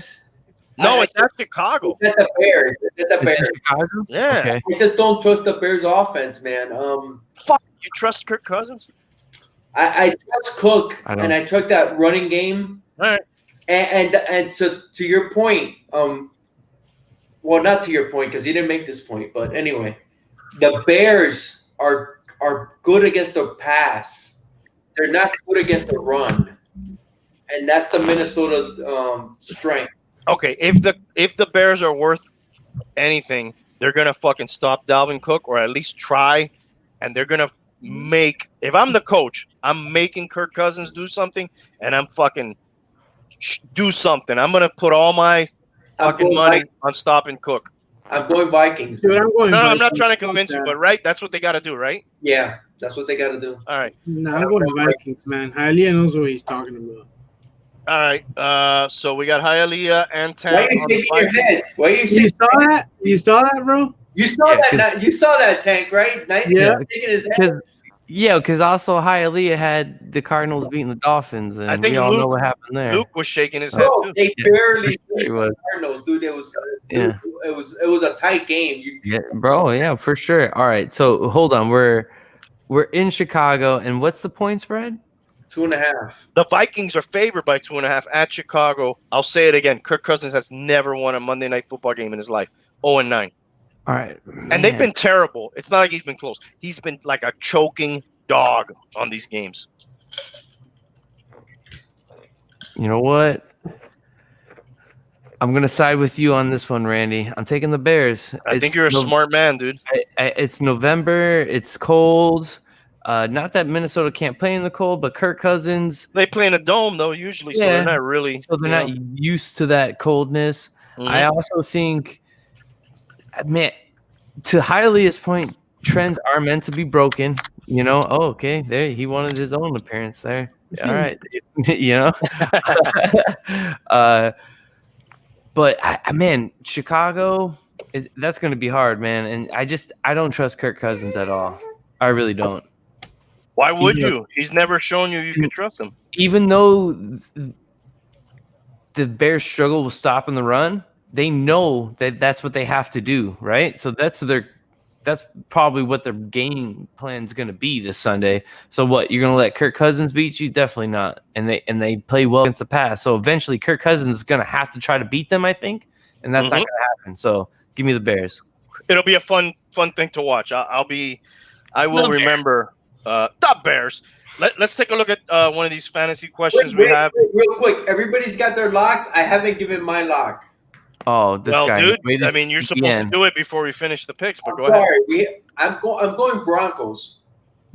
Oh my God. This What guy. kind of What's fan? up? What's up? I'm going What's Broncos. up? What's up? This guy. What's up? This guy, bro. What type of fan is that? I'm with you, Randy. He always throws you a curveball, dude. This guy. Let's sit to these fantasy questions, bro. I love the fantasy questions. Yes. Derek So That's why he comes on the show. the rest of the season.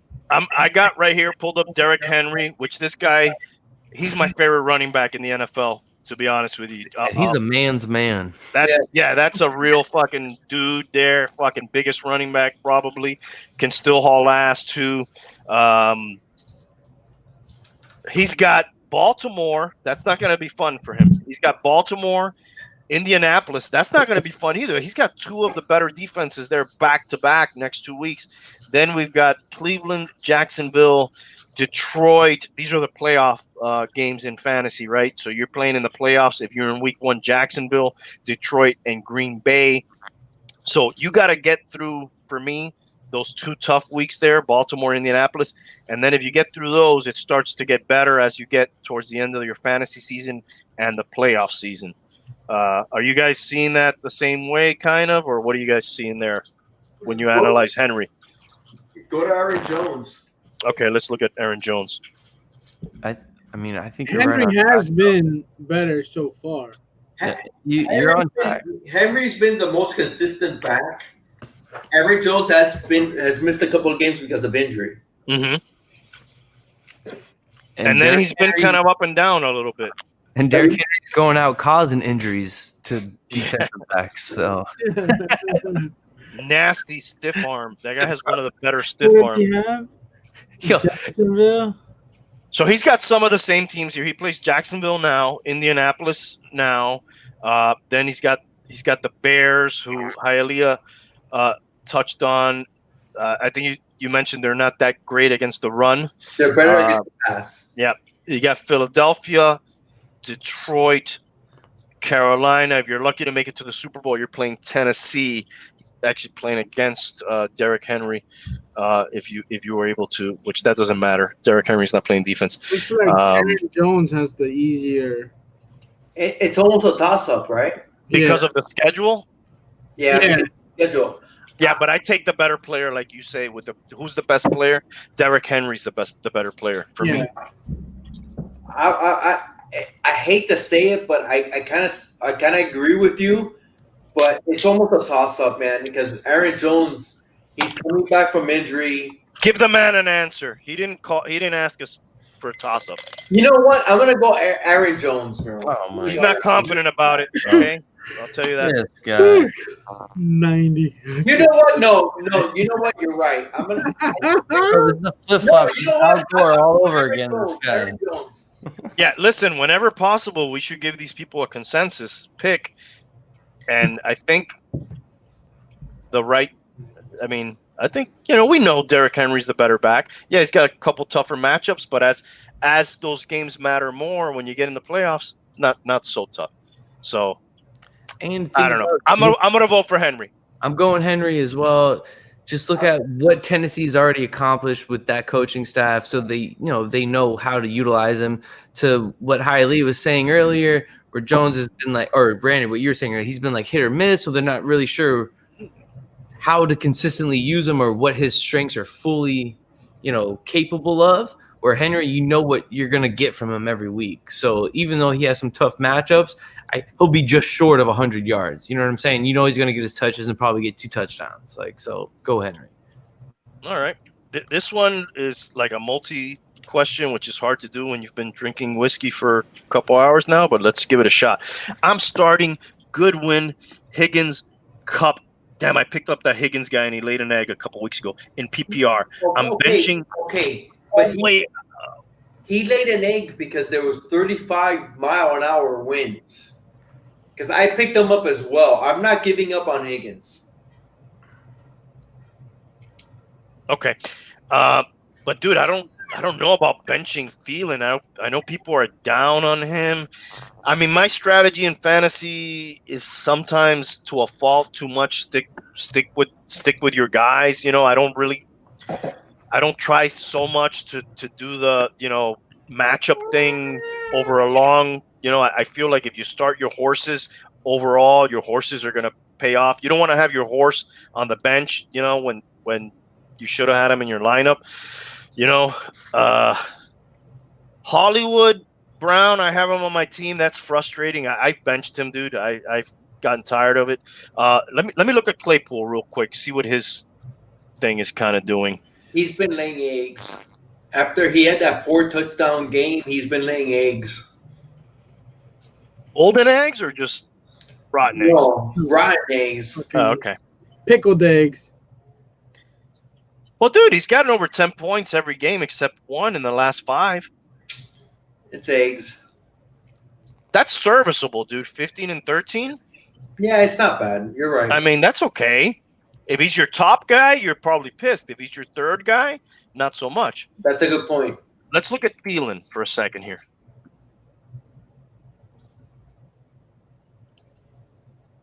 Yeah, I can see why people are down on this guy. I definitely don't like him Monday night. And they're playing the Chicago Bears. Yeah, and we know what Kirk Cousins does on Monday Night Football. And the Bears are good against the pass. I guess you're right, dude. I'm going to backtrack on what I'm saying. It's probably, yeah, I don't like to bench my horses, and Thielen, when you drafted him, was going to be one of your horses. But he's probably, yeah, maybe he's I'd probably play Claypool over Higgins, though. The thing about Godwin, too, is now, you know, you got Brown in the mix, and Evans, you know, he's going to get his. I don't know. I don't know what you guys think. I'm starting. Godwin's tough. I'm starting Cup, definitely, because he's going against Seattle. You got to start him, yeah. I kind of agree with you. You start your horses, bro, because what's worse than your horse goes off and he's on the fucking bench? Let's make this easy. Who are you starting? Let's just do that. I'm starting Godwin, Claypool, and Cup. And I don't like benching my horses, but I'll probably bench Thielen on this Monday. But then I'm probably going back to him. I'm starting Godwin, Claypool, and Cup. I agree with you. You did the same thing? Okay. I'm good with that. We're agreeing. Right there.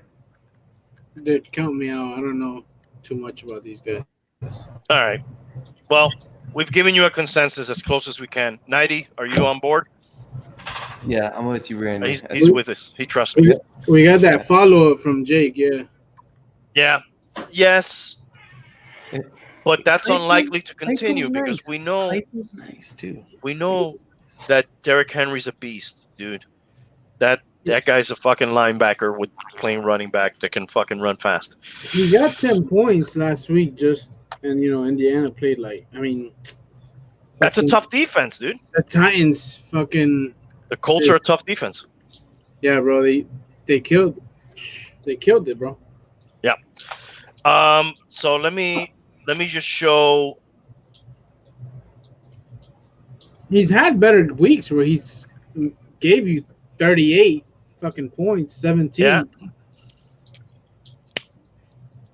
We're always picking the games. I just wanted to show this real quick, guys. Some of the teams' record against the spread. The Texans, for example, are 2-6 against the spread. Browns are 5-3. Washington 2-6, 3-5. The Jaguars are terrible against the spread, 1-7. Packers are one of the better teams against the spread, 6-2. Giants are not good against the spread, 2-7. Sorry, I'm reading their real records. Yeah, my bad. that's what I was gonna tell you right now. Yep, my bad. Let me start that over, guys. 1-7 for the Texans against the spread, 3-5 for the Browns. 3-4-1 for the Redskins against the spread, 3-5 for the Lions. So what stands out? The Packers are good against the spread. Giants, that makes more sense. 6-3. That goes to what we've been saying, that they play kind of tough. They're 6-3. Wonder what the Dolphins are against the spread. Look at the Dolphins, dude. You would be in the money if you bet in the Dolphins. They're 6-2.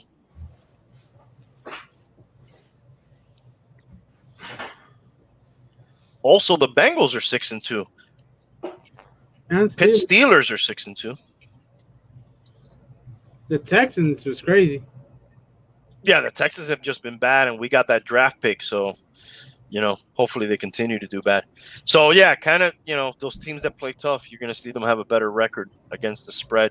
here in parentheses. And let's look at the standings. It's kind of as close. I think we hit the mid-season point sometime around the 4:00 games last week. So this is as close as we're going to get to doing a show during the midpoint. This is the AFC East standings here as they stand. Any chance the Dolphins can win this division? I think our best chance is a wild card spot. I just feel like And Bills are the real deal. I think that's a great chance. Wild card spot for sure. I don't think the division. No, I don't think the division as well, but I think a wild card definitely. we're in the hunt for a wild card spot. Let me just throw this out there. I'll go back to my delusional Dolphin fan days. A lot of us picked the Bills to lose this week, and a lot of us picked the Dolphins to win this week. If that were to happen, the Bills would be 7-3, and we would be 6-3. We would be a half game out, and we still have to play them. So it's not crazy to say that there's a chance. It's not. I mean, it's not crazy to say there's a chance, but I So think you're saying there's a chance. Exactly. I think at the end of the season, though, even though the Bills, I think they would just show up at the end of the season. Like they'll get the division wins, and even if they win this or lose this weekend, I still think they'll get it together because there was a couple games that looked like they were gonna lose and they still managed to win. I think they're the real deal. I really do. I agree with you totally. I think they got the best player, and that's Josh Allen. This season, yes. Mhm. That doesn't mean Tua can't take that step. Okay, you homer. Just saying. That's just this season. I agree with you. He is the better player this season, but people forget he's only looking good this season. He looked terrible the 2 years before. He had a problem. Was not looking terrible last season. Bro, he could not. He had a problem holding the ball. He fumbled the ball left and right. Dude, he was not. I think And he was throwing interceptions, bro. that's your opinion. He was really good last year, bro. He's progressing. We can say he's progressing. He was for sure progressing, but he had a problem. They should have beat the Texans in the playoff game. I'm all in on Josh Allen, dude. And hold on. And why did they lose that game? Because of Josh Allen. But I think that guy's gonna be. I think that guy's gonna be a decent quarterback. I think he's gonna be fine. He's gonna be a decent quarterback, but he ain't gonna win them a Super Bowl. This is real. Okay, let me say this. I would love Josh Allen to be my quarterback on my team. Well, yeah, you got Derek Carr. Why wouldn't you? But then, What the fuck? Hey, You know what? hold on. Derek Carr is having an excellent season. Dude. Okay, We're gonna get to those stats in a minute, Hialeah. We're gonna look at some people's stats. But you know what, Hialeah? If Josh Allen went to the Raiders, he would be wasted because that coaching staff, I think, is better than the Raiders' coaching staff. And that's the reason why Josh Allen is where he's at, because that coaching staff is a good coaching staff, and they somehow coached him how to not turn over the ball, which is crazy. It's crazy because he turned over the ball. And I know what you're saying, being someone outside of our division, but I watch that team week in and week out because they're in our division. He had a problem with turnovers, holding the balls, fumbles, and interceptions. This year, they controlled that. That doesn't mean he's going to do that again next year. Yes, he's taken steps, but he's the better player this year in the division. I think what helps him is he can run the ball too, and he has a very good defense. So that he's not going to be that. He's not going to take the next step next year either. You're right, but you know what? We're looking at what Randy just said, and like I said, this year, but Tua could run the ball, throw the ball, and he's got a defense that's building. So why can't he be in the division next year as the best player? But to your point, we might take a step back. You don't know. He might. Yeah, you're right. He might have a sophomore slump. You're right. Next year, you never know. Too soon to tell. Too soon to tell. For sure. Let's move on to the AFC South, guys. If anybody wants to send me a bottle, I just finished this one. All right. I might have to go pour one up. What are you drinking? What are you drinking? Oh, a man's drink. Fuck you. McAllen. What are you drinking, 90? Macallan 12. I'm drinking Wild Turkey 101. You want me to go grab it? You already mentioned that. Sorry. I can go grab it. No. Right. I'm drunk. I don't remember. I'm fucking dude. I'm fucking All right. Hey, AFC South. We got the. Am I sharing the screen, guys? Yeah. Okay. So Colts are atop of that division, 6-3, tied with the Titans, Texans 2-6, Jaguars 1-7. I still think at the end of the day the Titans will claim that division. But the Colts, I guess they're doing a pretty good job of hiding Rivers, running the ball, and playing defense thus far.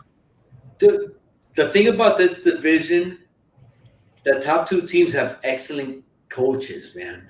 I really like Reich. Yeah, he's really I like both the coaches. I like both the coaches. hard to me for like Patriot guys, but yeah, I get what you're saying. He's fucking good, bro.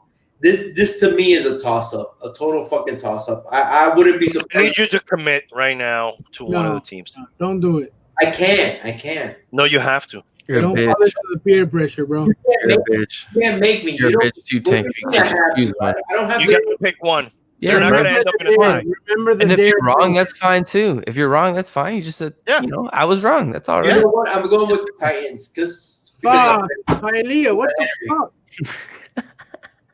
You fell into the peer pressure. You learned nothing in the dare program. He wasn't old enough to be in the dare, or he was too old to be in the dare program. Let me take that back. bro, you guys make me feel like I'm so fucking old. I'm not that fucking old, bro. You're the only retired one. His son was in the dare program, not him.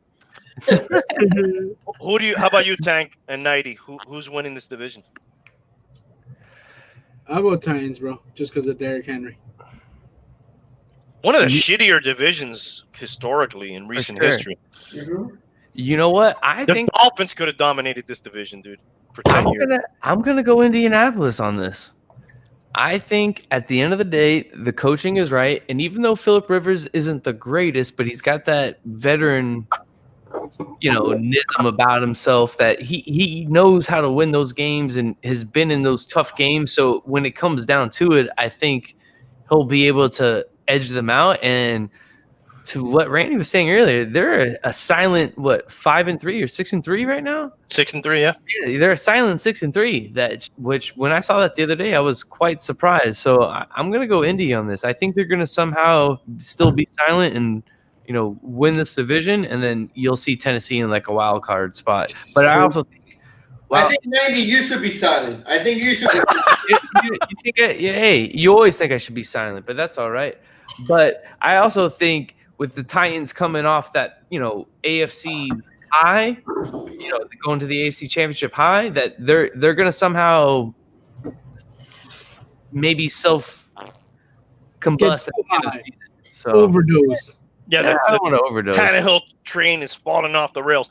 All right, Nighty, while I don't agree with you, I appreciate your conviction and you at least feel sure about what you're saying. Oh yeah, unlike that guy Hialeah. I can't say that about everybody here tonight. But I respect everybody's opinion, bro. Yeah. I do, man. I do. I respect it. Yeah, Randy. You agreed with me at the end of the day. You agreed with me, Hialeah. You were saying Tennessee, so And Randy respected the fact that I made a choice, and I respect the fact that he recognized that. Get out of here, bro. next up, this one's easy, probably, right? Steelers. Yeah. Who knows, though? The Ravens are just a couple games out. It's not, it's not done by any means. This is just halfway through the year, but the Steelers are looking pretty right now at 8-0. And even the Browns are kind of, in the mix, lingering there. You might get 3 playoff teams here. I'll take this one first if you want. Steelers are locking this up. That's not even a question. Even if they eventually lose, 2 games or something like that, they're taking this division. Certainly looks that way. For sure. Yeah. You know what's the deciding factor in this? It's Tomlinson. Tomlinson? Is that his name? Tomlin. The coach? Tomlinson was a Mike running back Tomlin? for the Mike Tomlin? That guy. Tomlin. Mike, yo, how much Jim Beam have you drinking, bro? Actually, Hialeah, he just clinched to never have a losing season on his resume with these 8 wins. Bro, that's crazy. That guy's money, bro. I'm going Tomlinson. Yo, and you just LaDainian Tomlinson. and he's not surprised. Nothing surprises him. He was prepared for everything. I don't know if y'all saw that post-game interview after the Dallas game. He wasn't surprised by anything. You can never catch him off guard. Dude, He does give good press conferences. Bro, money Yeah. press. I don't like him because I hate that team, but like, you know, when they asked him about the COVID thing, how do you feel about your team having to take the bye this week when you should have had the bye later? And he just said, "We do not care." dude, hey, okay, you guys are Dolphin fans. I'm a Raider fan. I don't know what the hell you are, Tank. But Dolphins, baby. Yeah, Miami all day. He represents where he's from, bro. wouldn't you want that guy as your coach? No, he's a Steeler. I don't want him. Dude, Yep, I'm with you, Randy. Nope, don't want him. No, he's a Steeler, bro. I like Brian Flores. I like Brian Flores. that guy is a real coach too. That guy's an excellent coach. I wouldn't mind him being my coach. I begrudgingly agree with you. I don't like it, but I do agree with you. All right. Would I hate it if he was my coach? Definitely not. Were his interviews better? Okay, wait. Okay, real quick. I was talking. Well, no, shh.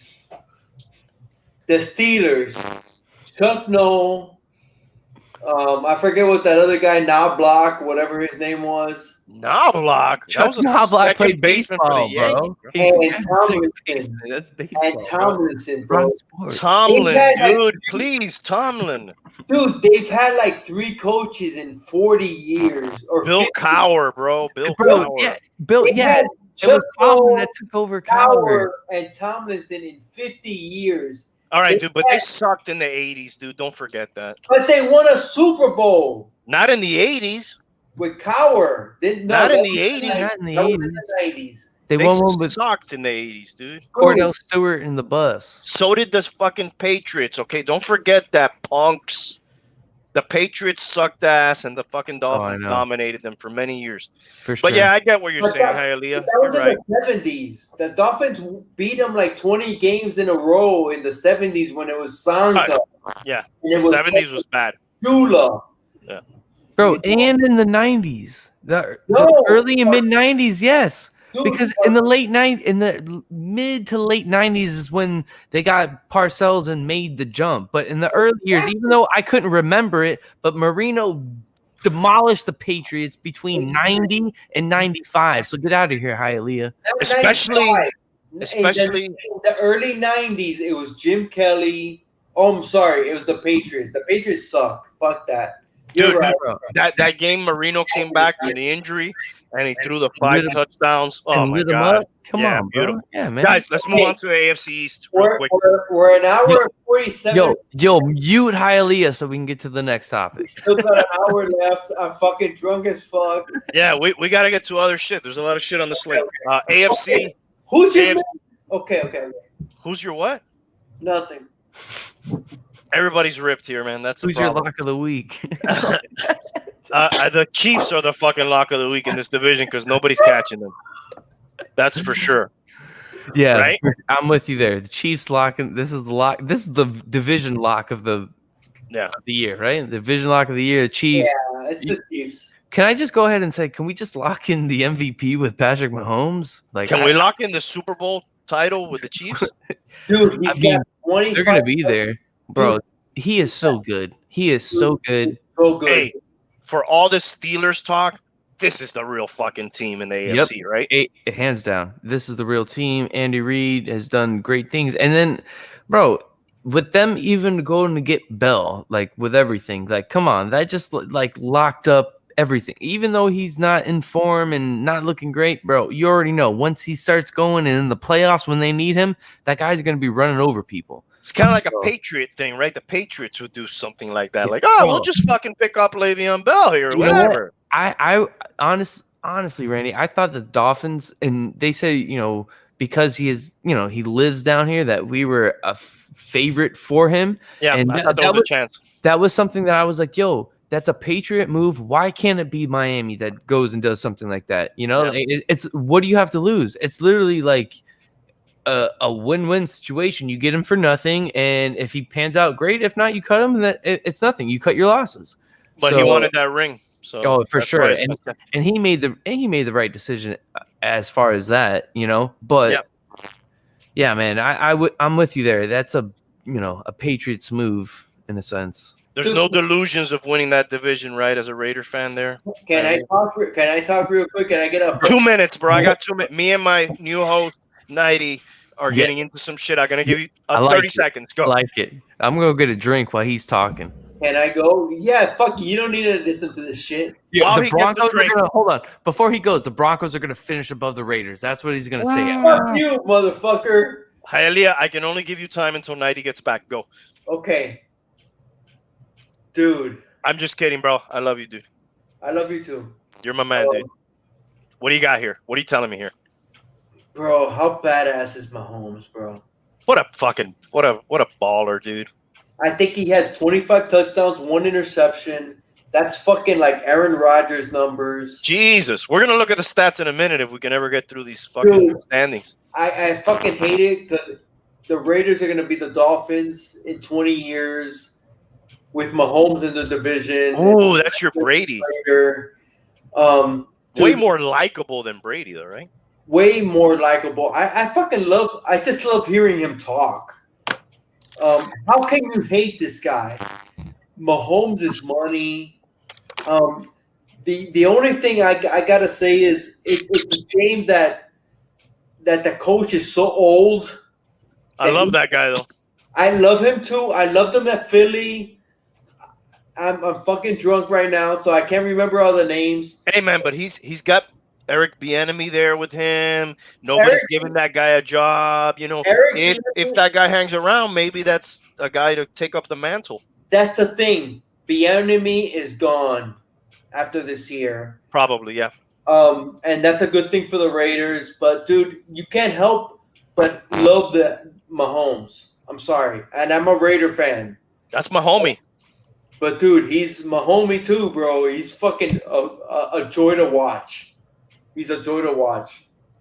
I'm not the hater. I'm not the fucking hater that you are, Randy, with fucking Brady. I'm sorry. I can teach you how to do that, but we don't have time right now. And I hope you do.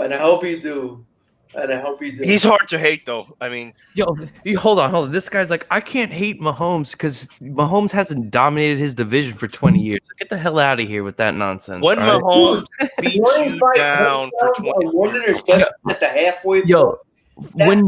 Hialeah, when Mahomes literally dominates your division for 20 years, in 20 years from now, when you're older. And you're like, damn, I remember when this kid first came in and I liked him. Now I hate him because my division has been nothing but his. But you know what's the difference, 90? I saw my Raiders win 3 Super Bowls in my lifetime.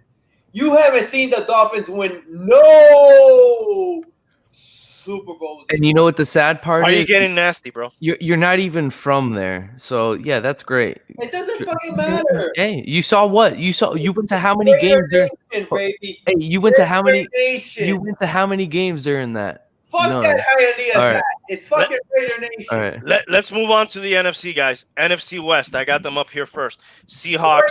Wait, real quick. Yo. I've been talking like half an hour. Yo, mute this guy. I told you, bro. What's up, Tank? Tank, you got something? Yeah. How do you like the new co-host? Dude, fucking, I think Hialeah has been the co-host to the co-host. He's the co-host to the co-host. Assistant regional co-host. Assistant to the manager, not assistant manager. Assistant to the manager. NFC West. Seahawks are atop that division. I see them riding that out, guys.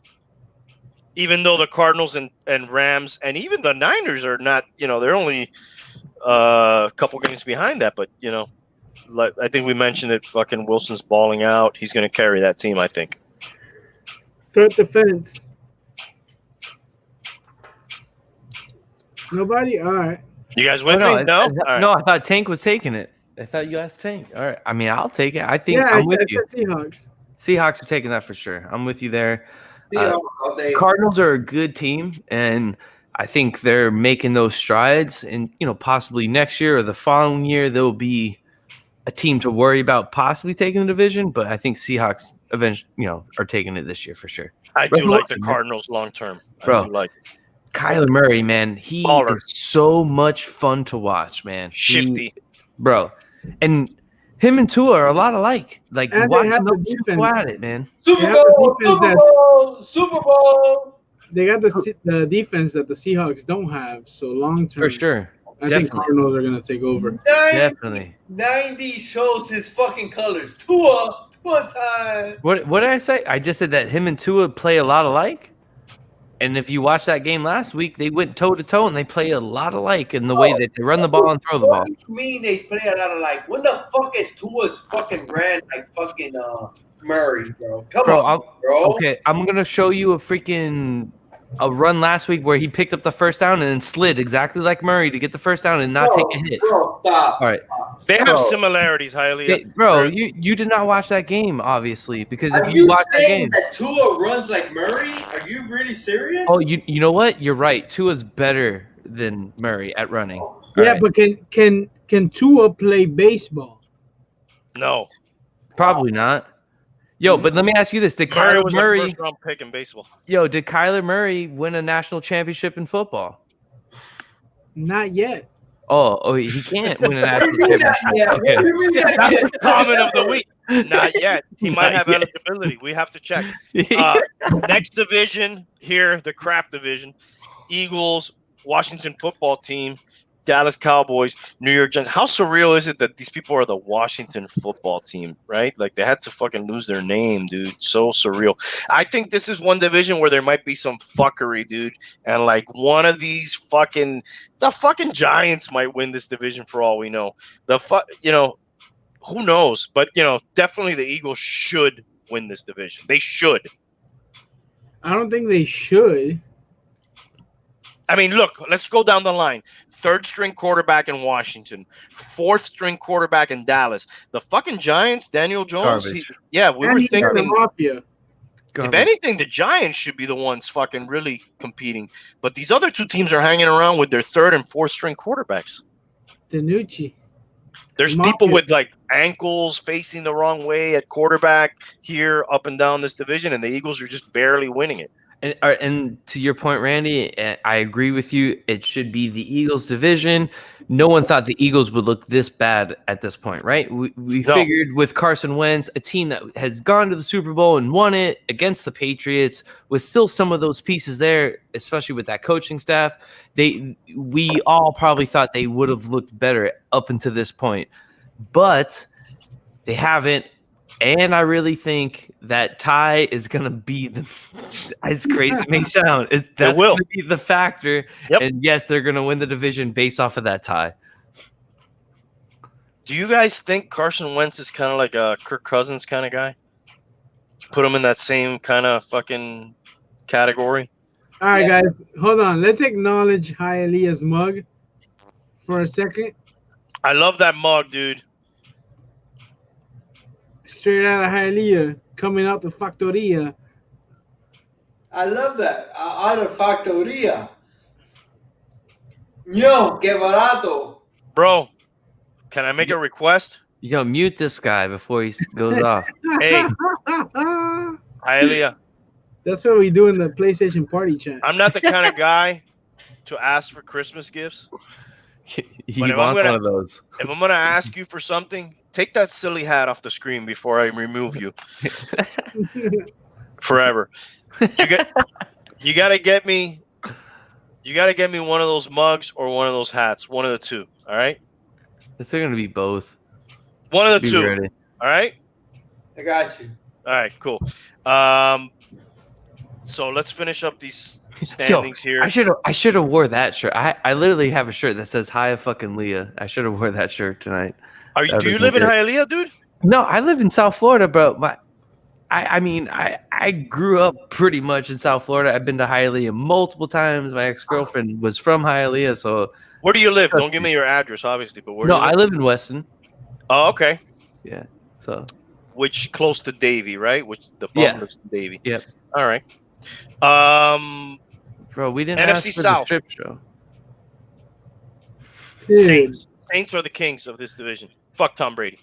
Saints, bro. Saints are taking it. Everyone's been counting out the Saints and Drew Brees and thinking that they, have lost their step, but I think Saints are going to win the division. And not that the Bucks won't make it into the playoffs, but, they're going to struggle. So give me the Saints in this one. I think my Falcons are gonna make a comeback, bro. Oh, this guy, bro. This guy. Put down the whiskey. Put on a shirt, Hialeah. I was just going to say, put on a shirt. Fuck the whiskey. What are you doing, dude? This is not fans only, bro. What the fuck is going on here, bro? Only fans, dude. Only fans. Get with the program, Randy. What am I No, it's doing? fans only. He's right. We got to charge for that at least if you're gonna do That that. might be another website. I know OnlyFans. OnlyFans. Fuck. Why do I always say that? Jesus Christ. And then I think the Packers obviously are the class of that division, even though the Bears are right there. Yeah, I'm with you. What about you, Hialeah? What's the question? He's got a shirt on, so he's good. Yeah. I think it's the Packers. It's the Packers. You thinking the Saints are taking that division up top there? NFC South? You know what? I'll take the Saints. I'm not sold on the Buccaneers. How many more years of Brady and how many more years of Brees are we getting, Hialeah? Give me an answer. Don't flip flop. Give me an answer. I think this is Brees' last year, and I think Brady has one more. I agree with you that I think Brady will last longer than Brees just because he's such a bastard that he'll want to fucking have the touchdown record and he'll like fucking play even on one leg. But I think we'll see Brees one more year. Dude, he's halfway through the season and he's leading the division. He's And balling, 78% completion percentage, bro. Come on. With that segue, let's look at some stats. bro. Everybody's knocking him, but Bro, dude. and look at where they're at. That's what I'm saying, Tank. Like everyone's counting them out and say, "Oh, they look bad," but they're right there. Matt Ryan is first in passing. Yeah, they're always losing and he's fucking Garbage throwing the time. ball all the time, dude.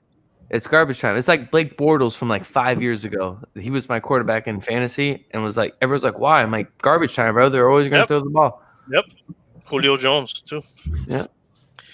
Look at Derrick Henry, dude. He's almost at 1,000 yards already. That's Dude. crazy, man. Yeah, bro. He was actually double of Aaron Jones's yard. That's crazy. Yeah, but Aaron Jones missed games. Well, Yeah, that's something to consider. That's not Derrick Henry's fault, Exactly. Because Derrick Henry is a man's man. dude. They lost, but he fucking. All right, I got a question for you guys. Would you rather be, I guess, Derrick Henry stiff arm like as he gave Buddy, Dude, that was nasty. or would you rather be tracked down as Metcalf did? I don't know, dude. Think about that. Stiff arm, maybe. Because you can see it coming, right? Because Metcalf, you're coming behind, you don't know what's gonna happen. At least with the stiff arm, you can like brace yourself, right? That's what I was going with. But bro, to get a stiff arm from Derrick Henry, oh my gosh, I'd be out till next week, man. Dude, he like dropped so quick. It was like, man's man, right This there. is surprising for a lot of people here. Stephon Diggs leading the NFL in receiving Not surprised yards. at all. Not surprised at all by that. He's a very good receiver, obviously, but kind of they let him go, and Think about how good Kirk Cousins looked like when he had him. Kirk Cousins looked so much better when he had Diggs, and they didn't pay him, and they let him go. And like, look at it, like he might be the reason why Josh Allen looks so good for real, because Josh Allen has a legit number one that he can rely on, and when nothing else fails, all right, you know what? I'm just gonna look for Diggs, and that's kind of what he does. I'm gonna find Diggs, get him the ball, and Diggs comes up with the play. maybe if he would have kept Diggs, he would have won a Monday night game. He might have. You're right, Tank. You're right. Some of the Shake your passing dread, leaders here.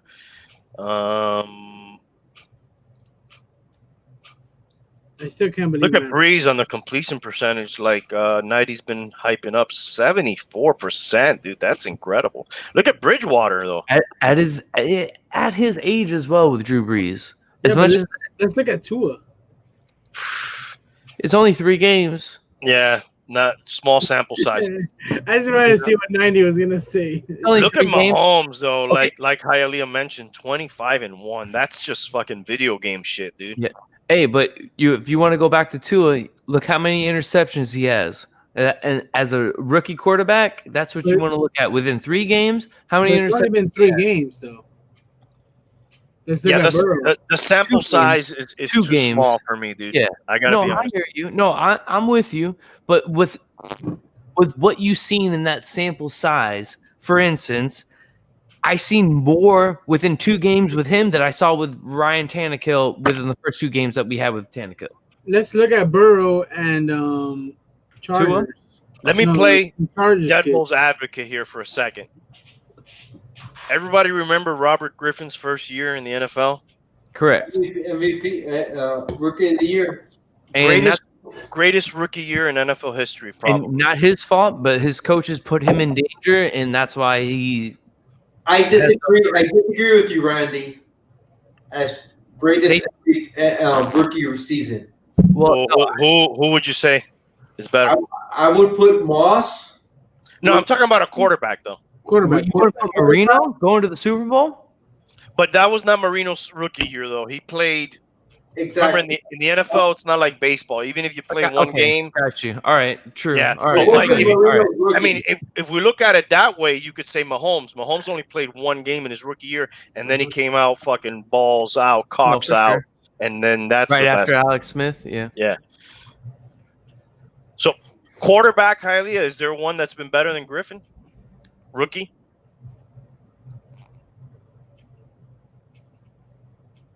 I don't think so. I don't think so either. What was his record, or what were his stats? Let's look it up real quick. I don't think so either. Dude, Burrow only has 5. Dude, that's crazy. 5 what? Yeah. This is Robert Griffin. He was 9-6, 3,200 yards, 20 TDs, 5 interceptions, and then he rushed for a shitload of yards too. Yeah. 800 yards rushing. They ran the pistol offense, which did he get couldn't last or no? Yeah, he did. Yeah, he led them to the playoffs, and then he had that devastating play. Yeah, like he played in that playoff game injured. Bro, when his knee buckled, I just remember I cringed. And they kept him in that game.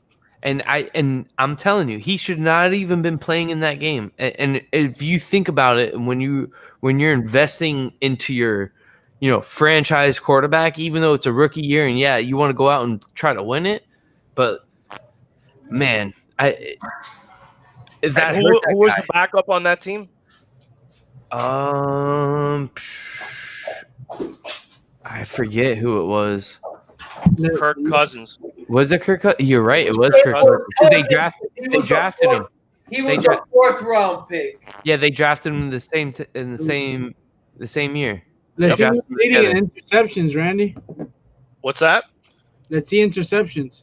Okay, real quick, I just wanted to give props to this old goat here, Aaron Rodgers. 24 touchdowns, 2 picks. He's balling too. That's my guy right there. He's my favorite quarterback to watch. Carson Wentz, 12 touchdowns, 12 interceptions. That's what I've been saying. Kirk Cousins, 15 and 10. The 2 guys that I asked you if you guys put them kind of in the same boat, and there they are, leading the way with interceptions. Daniel Jones, 3rd. Look at Russell Wilson. That's crazy, bro. 28-8? Yeah, bro. But he has 8 picks, but the 28 wash away the smell of these 8. He's like 20-0. Wait a second. You're looking at rookies, right? No. Well, we were, yeah. Look up Roethlisberger's rookie year. He was like a game manager. I'll look it up. Yeah, it was terrible. Yeah, but he managed. Yeah, he managed, bro. For sure. Come on, Hialeah. Get that out of here, man. Because we all know his second Super Bowl is the one that really counts, and he made that play, that pass. 2,600 yards. Big Ben is that guy, bro. But even 17 touchdowns, 11 picks. His rookie year. Get out of here. That's still not bad. It's not bad, but it's not to the Robert And he Griffin. won a Super Bowl. It's not Griffin. It's not Griffin. I'm not saying it's Griffin. This is what matters. He was 13-0. He was 13-0. Look at Manning's rookie year. Stop giving me homework, dude. Yo, but that was the hardest. That was Peyton's hardest year, I believe. After that, it was. I believe he had 26 interceptions. He was bad. And his forehead. Look at his forehead, dude. He led the league in forehead. That's for sure. bro, we can watch our entire show on his forehead. 26 touchdowns, 28 interceptions. That's like Jameis Winston level. Yeah. Interceptions. Yo, look up Brett Favre. Look up Brett Favre. I only say that because I feel like he's the most overhyped and overrated quarterback of all time. His rookie season, I believe he was the Falcons. Yeah, but he was a Falcon. Yeah, but he closed his eyes and threw the ball. If you want to talk about the most overrated quarterback of all time, and we're going down rabbit holes, it's fucking Joe Namath, without a doubt. Hands down, yes. Yeah. He just had style, bro. Bro, he threw more interceptions than touchdowns. Yeah. Yes. This guy had 500 touchdowns, dude. Okay. Let's look at Oscar Robertson's rookie year, though. Yeah, he had 500 touchdowns. You guys want to how look long at did he fucking play? stats? Who's won Hall of Fame quarterback? Look at fucking Greasy's stats. Bob Greasy, Yeah. he won 2 Super Bowls. Dude, he didn't win fucking Super Bowls. Fucking Shula and Zonka won 2 fucking Super Bowls. And Strock. Game manager. That's Strock. What was the other guy? Was the Earl Morrall got them to the Super Bowl, and then Earl Bob Greasy played in the Super Bowl. And I'm not actually gonna won let the you. team. I'm So not gonna. Hialeah, you can say what you want, but Bob Greasy won 2 Super Bowls, bro. He won more than Derek Carr. Okay. He's won more than Jim Plunkett. I'm not gonna allow you to badmouth Bob Greasy. Okay, wait. Stop right there. He did not win more than Jim Plunkett because Jim Plunkett won 2 fucking Super Bowls. Oh, okay. He won the same amount as Jim Plunkett, so he's Okay. So you're corrected. so he's just as good as Jim Plunkett then. Bob Greasy fucking sucked ass, bro. He's better than Jim Plunkett. the I'll take fuck Bob outta Greasy here, bro. over Jim Plunkett every day of the week, bro. Dude, shut up. They won the same amount of Super Bowls, so you're. And I'll still take Bob Greasy. Wrong. I'll still take Bob Greasy. I'll take Jim Plunkett, bro. Yeah, At because least Jim Plunkett won a Heisman Trophy. yo, at least I'm from Miami and support my team. Go Raiders, baby. Go Raiders. Yo, I told y'all to mute his ass. That's a Hialeah mug. One more blasphemy on Bob Greasy, and I'm gonna have to mute you, dude. I'm sorry. All right, dude. Don't That, disrespect Bob, man. Come on. what other stats? Let's see. Is there any other stats we want to look at before we move on in the midseason? Well, all right. Mid-season Report. stats, all right. I thought we were saying Real rookie quick. quarterbacks. Halfway coach of the year so far. Oh, nightmare. Andy, bro. No. Get the fuck out of here, Tank. It's going to be Brian Flores, bro. No one expected the Dolphins to be where we're at this time. And think about this. We are on a great winning streak, right? Fitzpatrick's playing great. What does he do? Yo, we're putting Tua in. Yo, this is crazy. They're going to put Tua in on the week that they're going to Arizona. Bro, Brian Flores, sign him up. Coach of the year so far, half of the year. Dude, what are you talking about? My halfway coach of the year so far is Brian Flores too, man. Wow. No, Greg Popovich, bro. Greg Popovich. Hands down, Flores is fucking coaching his ass off, bro. Bro, he's coached up this team, and he made a decision. Hats off to Flores, bro. You know what? I can't believe I'm saying this, but you know what? That might be the most realistic, insane thing you've said all night, Hialeah. Cheers to that. All right, hands you off. know what, though? Hands Now- up. And it's not just coach of the year this year so far, halfway point. It's last year as well. Well, no, I think that's what you factor into up until this point. He's coaching his ass off, bro. And sure. you know what? at the end of the day, you want your team to be behind you, and that's what Flores has. He has his team behind him, and I couldn't agree with you more, 90. Flores, man. Coach, halfway coach of the year, definitely. Nobody expected anything. I can't argue with you guys on that one, but I'm going to propose a question to you guys now. It was up on the screen for a second, so maybe you saw it. The kick return rules, right? They changed. Was it last year? Yeah. Yes. Okay. So does anybody know anybody that ran a kickoff for a touchdown this year? No. There's been one punt return I know of. There's been 3 kick returns for touchdown. But there's I'll do the punts in a minute. One was the Dolphins, no? Yes. That was a punt. Oh, okay. It was Grant. I'm going to give you a true or false here. True or false? Ted Ginn Jr. ran a kickoff for a touchdown this year. No. False. True. Yeah, that one is false. Deshaun Jackson ran a kickoff for a touchdown this year. False. No, false. Ted Ginn Jr. is still in the league, but that's why I said true, because I wouldn't be surprised on that one. Somebody named Byron Pringle ran a kickoff for a touchdown this year. I'll say yes. I'm going to go true. Yeah, it's true for Kansas City. He has one of the 3 kick returns. I'll give you the other 2. Somebody named Devin Duvernay for Baltimore ran a kickoff for a touchdown, and Isaiah Rodgers, Indianapolis Colts, ran a kickoff for a touchdown. That's it. Just those 3. Kickoff is either at the beginning or at halftime or beginning of the third quarter? Or after a score. Or after, when a team scores a touchdown and they kick the ball off. Okay. I'll say yes and yes. 90, what was your thoughts when at Tua's first possession? That first game where he had the 3 plays. His first play. Where he rolled out and made the throw for a yard or so? No, I think he means in the first start. In the first start with Aaron Donald? Getting sacked and everything? Well, I mean, to be honest, that was the one thing that everyone was like, oh, Tua's coming out. He's got to go against Aaron Donald, the best in the league. And, you expect that from your rookie quarterback. That's going to happen with a veteran like that on the other side of the line. What I was concerned about, or what I was looking to see, was how is he going to bounce back from that? And that's exactly what he did. He came back. Yeah, I took the hit, the fumble, but I came back. I bounced back. He went in after that, threw his first touchdown to Parker, and he didn't let that get to him. And that showed me, all right, cool. He's not going to let something like that get him down, and he's going to stay up. And as bad as it was, and yeah, you don't want to see that coming, for your first or second play in the league, but how are you going to bounce back from that? And I think that was the most important thing with that.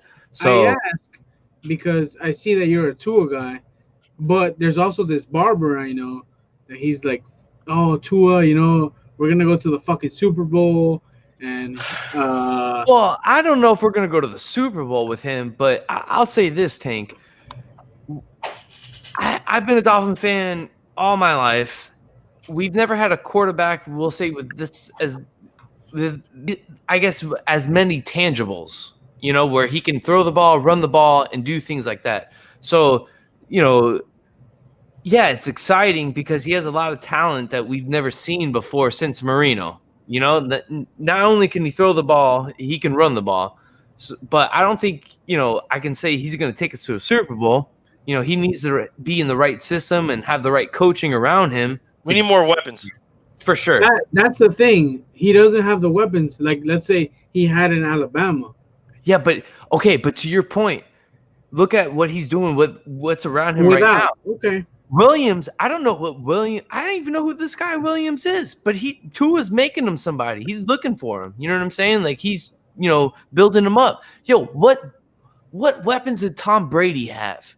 The Super Bowls that Tom Brady won, his first Super Bowl, his number one receiver was Deion Branch. When Tom Brady got Randy Moss, they couldn't even win the Super Bowl. So, do you need weapons? For sure. But, I think what it comes down to at the end of the day is coaching your quarterback and your defense. If you have the right defense, you have the right quarterback and the right coach, it's going to put your team in the right positions to win. And that's what it's going to take, I think. But then again, I don't know because my team's never won a Super Bowl. So my lifetime. Yes, they have. Yeah, now we're your my lifetime. With fucking Bob Greasy, Hall of Fame quarterback. You know what? And I watched that shit, yo. So. Jakeem Grant, by the way, is the only guy to return a punt for a touchdown this year. Yeah, he is. Yep. Any other stats you guys want to look at? Anything else for the football? I want to move on to some other things. Let's do it. We're good with football. I think we killed it. Yeah, we killed it. No, Hialeah's footballed out. Yeah. You doing all right, Hialeah? He might be whiskeyed out. Bro, this is... I'm going to give you a standing 8 count. I'll give myself a standing 8 count. Like, right. Can you continue? Let's give that guy a break, bro. Go take a nap. Yo, I've been telling y'all. Look at this guy. He fell asleep, dude. Fucking grandpa over there. Oh, man, I can't put him back where he was before. It's all right. You have to take off 9. Yeah, there he is. Hey, there you go. Yeah, there it is. All right. Dude, one thing I wanted to talk about this week, besides the football, I saw a couple podcasts and I saw a part of a movie. I know Hialeah watched it too. Do you guys think that we're addicted to our devices, our telephones, our iPads, mostly our telephone, really, to be honest? You guys even think about that, or you just like whatever? It was it was on Netflix, right? The Social Dilemma. Yep, I watched it as well, and yeah, I completely agree. And after I watched that, I wasn't maybe as self-aware of it until I watched that. And then, every day I find myself, I'm on Twitter. I'm like, I get sitting around waiting for something. I'm like, let me just go on Twitter or Instagram. And it seems that certain things, once I go on, seem to be like the things that I'm interested in that keep me engaged. And then like 20 or 30 minutes later, I'm still on there. So without a doubt, I definitely think so. How about you, Tank? What do you think about that? Earlier when you first brought that up, I said that, that's an old head fucking mentality. That's like something old people think. They see a young person on their phone, they're like, bro, put that shit down. But no, yeah, definitely. I think you could it's like, no, dude, I'm not addicted. I can put it down whenever I want. But that's what addicted people say. I did watch some of that Social Dilemma. Probably I got like halfway through, and some of the shit that they say in it, like, dude, it's so eye opening. It's especially like what hit me the most specifically was when they say that the kid is like talking to his friend, and it's like the people in the screen are like, hey, we're supposed to be online right now, but we're off. Hey, you want me to give him a nudge? And he's like, sends him, hey, your friend joined Facebook, say hi to him. And that shit is crazy because I play a lot of games on my phone, and the thing that it tells you is like, hey, you haven't gotten your daily reward yet. Come and get it. And it's like, dude, that shit that drags you back into the phone, that gets that attention, and that too, that they try to take your life away from you, and they try to get the most attention they can. They try to put you on the screen as long as they can. I found that shit crazy. That's what they're buying. That's what they want, dude. That's their goal, dude. Yeah, to get us. Hialeah, I know you wanted to talk about this. Well, what's your take on this whole phone addiction, social media? Like you're at any place, dude. Now, even like a restaurant where people are supposed to be, face to face, talking and living with people, and then fucking half or more of the people are just fucking on their phone immediately, dude. Like checking their social media while we're supposed to be talking and communicating. I just gotta say, I love fantasy football, right? And I was like I've done a fantasy football for like 15, 20 years, the same league. Like you were saying, you've done the same thing. And a lot of them called me the last dinosaur because I was the last person to get a computer, not just the phones, a computer, and do my picks and get my waiver wire and all that. I was doing that through a friend because I was so anti the phone and all this, right? And I did see the social dilemma, and I'm in total agreement. And I've been very resistant to it. Hey, time out. I'm gonna go take a leak, but I'm gonna put this. Go for it. I'm gonna put this on. Bro, don't leave me here with him. Shut up. I was very resistant. Like I've never been on Facebook. Bro, he was never on YouTube until I showed him how to I do was it. never on YouTube. And no one can hear that until I was never on Instagram. I've been very anti against it. I've gone out with my wife, and we've gone out to dinner, and we've sat back, and it's like, look at everybody that's here with us, and this is before COVID, and it was like everybody's on their phones. They're not in the now, and that's just you don't know how much that's bothered me. It really has. Well, I know it's only you and I, but something I truly believe and something that was introduced to me years ago is the power of now, which you're speaking about, Raul. Mm-hmm. And it's like, what is this moment lacking? Nothing, right? You're with your homies, you're doing your thing, and people have forgotten the power of what's happening right now. And I completely understand what you're saying with that. Like, with our phones and computers, and we're all trying to stay connected. We tend to forget what's actually happening in front of us. What matters? What matters? Right now. So I completely agree with you there, man. This, and everybody has their iPhones. I have a fucking what is it? Android. It's like 2 years old. I'm not hit with the technology, but it doesn't even matter. It's tank. I'll have this in my pocket, right? And I'll feel it vibrate, and it hasn't even vibrated. And I'm feeling it vibrate when it hasn't vibrated. We are so fucking addicted to this shit, and it's a marvel. I'm not putting it down. This is fucking Star Trek kind of shit. You're muted, Randy. This is Star Trek kind of shit, but I don't think it's for the best. I said just there's good things too, yeah. Like, and when I think about I watched the Social Network. I mean the Social Dilemma. And the thing that sticks with me is like, no matter what side you're on, you're steadfast on that. And in the Social Dilemma, in that show on Netflix, they show because they show you what you what you believe, and then you think, man, I believe this strongly on this. How do the other side doesn't see it the way I do?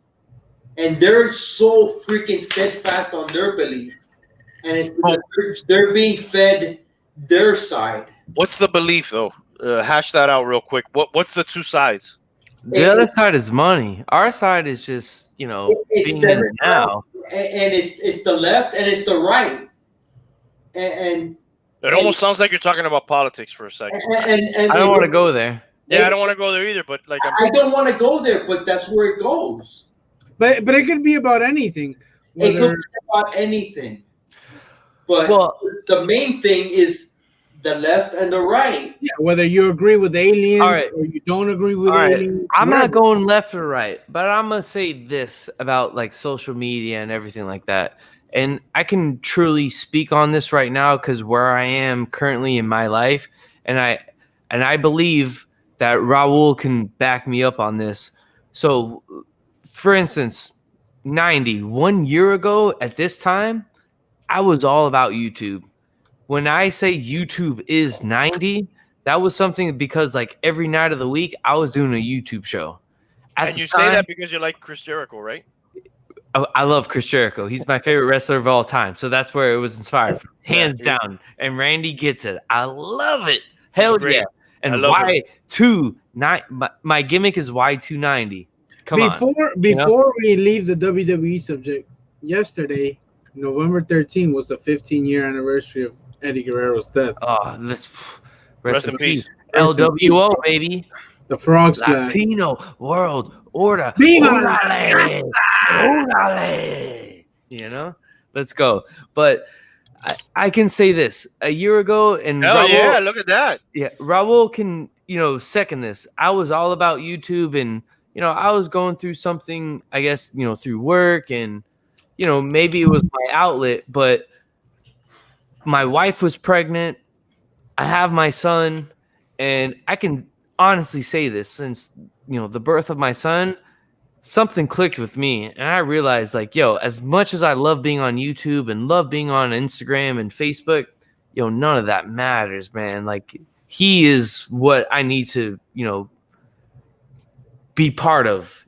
And I don't know, like, something changed with me. But before that, I can honestly say, like, YouTube and wanting to be out there was dictating like how I wanted to be in life, and since my son was been born, everything has changed. And I've tried to take a step back and notice that, social media and all these things have taken a part of my time that I didn't realize it was taken until he was here, because now that time that I probably would be on Facebook or Instagram or YouTube, now I'm spending that time with him because he needs it.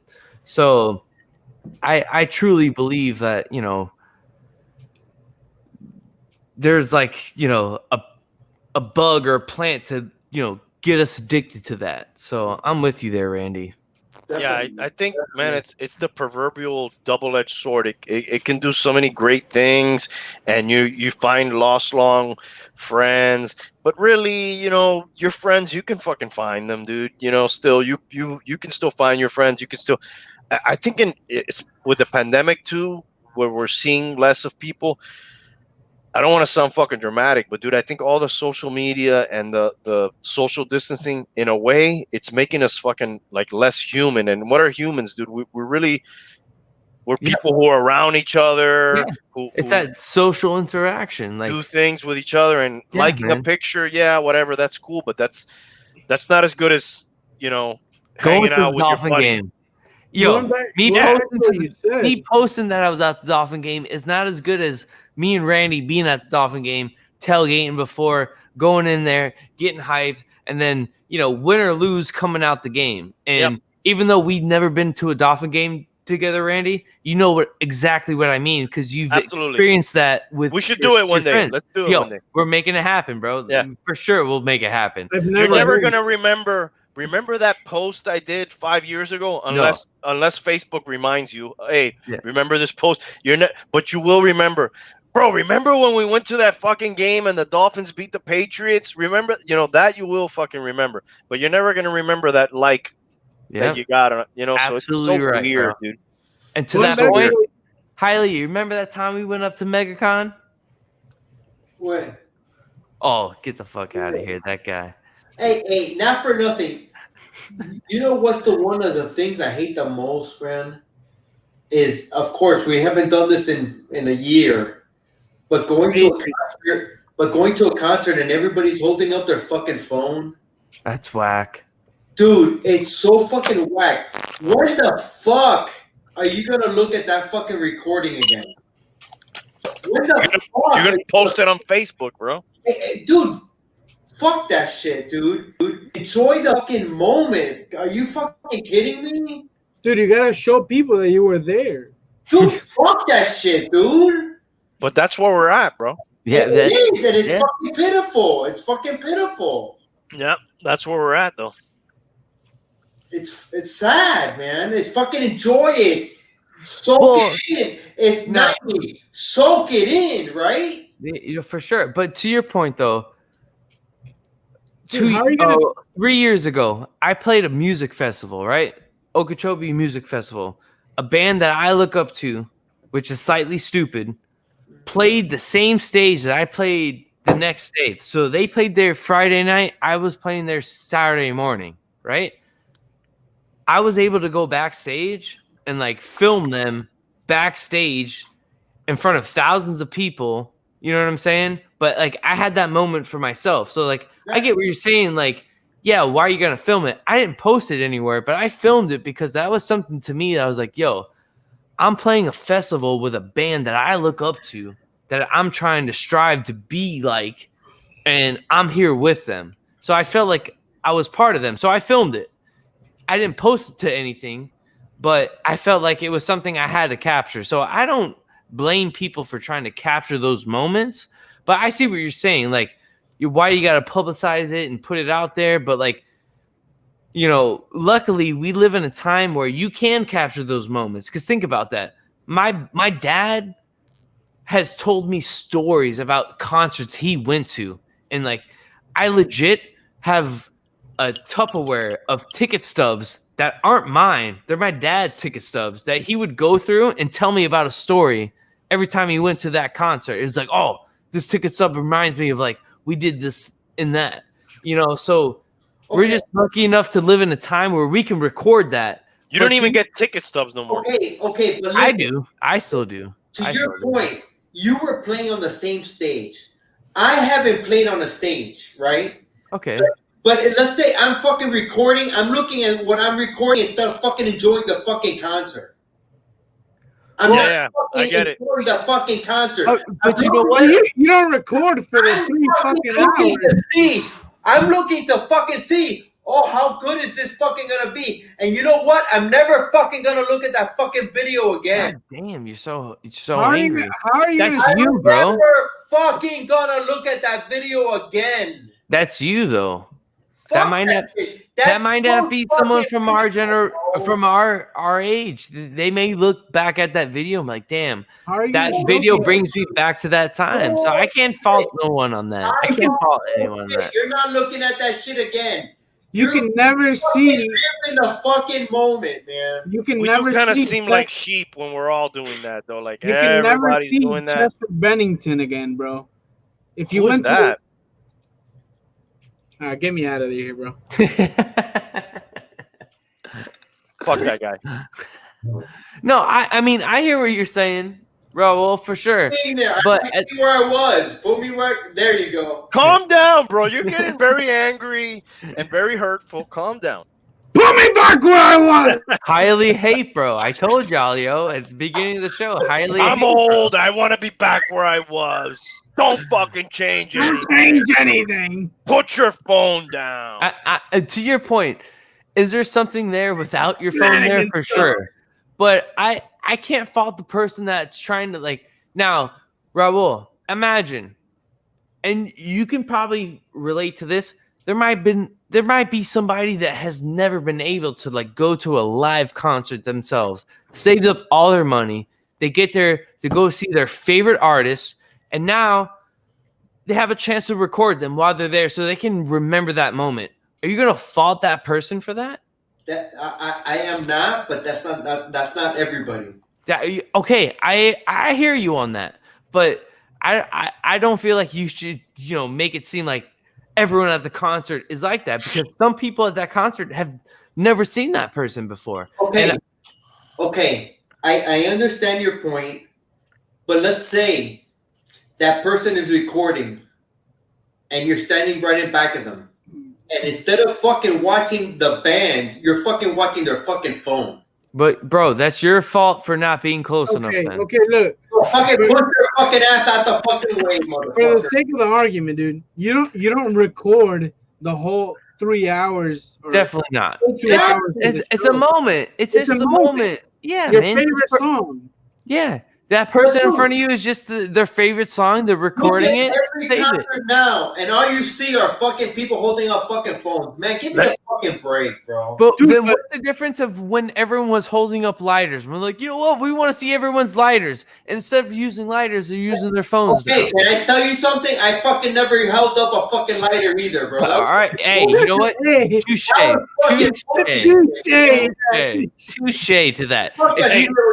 If you never hold up a lighter, then touche. Hialeah. I just want to make sure you weren't that guy then. If you didn't hold up a lighter, you ain't holding up a phone for sure. Oh, the fucking lighter, man. Fuck you, man. Get the fuck out of here. What about Randy? You ever held up a lighter, bro?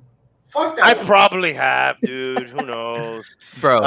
But are you addicted to your phone? That's the question I want to ask you. Hands down, yes. Are you? Yes. I'll answer for Tank. I'll say for 90. Yes, I'm addicted to my phone. Hands down, between work, social media, seeing what my wife's doing, my mom's doing. Yeah, I'm always looking on my phone. It's terrible, and I need to figure out a way to fix that. And you know what? As sad as I hate to say it, I'm the last fucking dinosaur, but I'm getting there at that point too, man. And and I'm sad to say that I am. I'm disgusted in myself that I'm getting to that point, but it is addicting. It is addicting. Are you addicted right now? I'm getting there. I'm getting. Do you get screen time reports every week? I don't look at that stuff, but I don't have to know that. You know what? It is addicting. Yeah. I gotta say I am, bro. I can't deny it. Yo, Randy, the reason why he doesn't get screenshot reports because he doesn't have an iPhone. Because anyone that has an iPhone knows every week it tells you. And I can tell you, since I've gone back to an iPhone, I've seen it go every week up. And I'm like, damn. How we got the bum in the chat, dude. Oh, shit. I don't care if fucking the bum's not here, dude. Dude, he does not even have social media, this guy. He's a champ. He agrees with you, Raul, and you're talking shit about him. Now, I got into social media strictly for the sponsor of the show, manofactionfigures.com, for your latest action figures and collectibles. But really, that's how I got into social media. I went into a seminar with Diamond Comic Distributors over a decade ago, and there was these two really nerdy, techie guys, and they were like, this is what you got to do for your business, if you really want to, step up your game, blah, blah, blah. And I was like, oh, wow, we should try that. When you get new stuff in, post it. And that's what got me into it. But now I'm fucking balls deep into it, dude. I'm following, conspiracy sites, fantasy football sites, muscle car sites, all these different kind of pages, scantily clad women, which I'm going to get to in a minute. Okay. Wait. Before we went live, you guys were talking about some scantily clad women. What was that all about? We're going to get into it in a minute. And John, abso-fucking-lutely. There is no bigger, and I'm sorry if any of you guys are this person, but the biggest douchebag on social media is the guy who takes a picture of his meal before he eats it. What about the meal? What about the meal you just cooked? I've done it. I'm fucking guilty. It's I'm douchey. fucking a bitch. All right.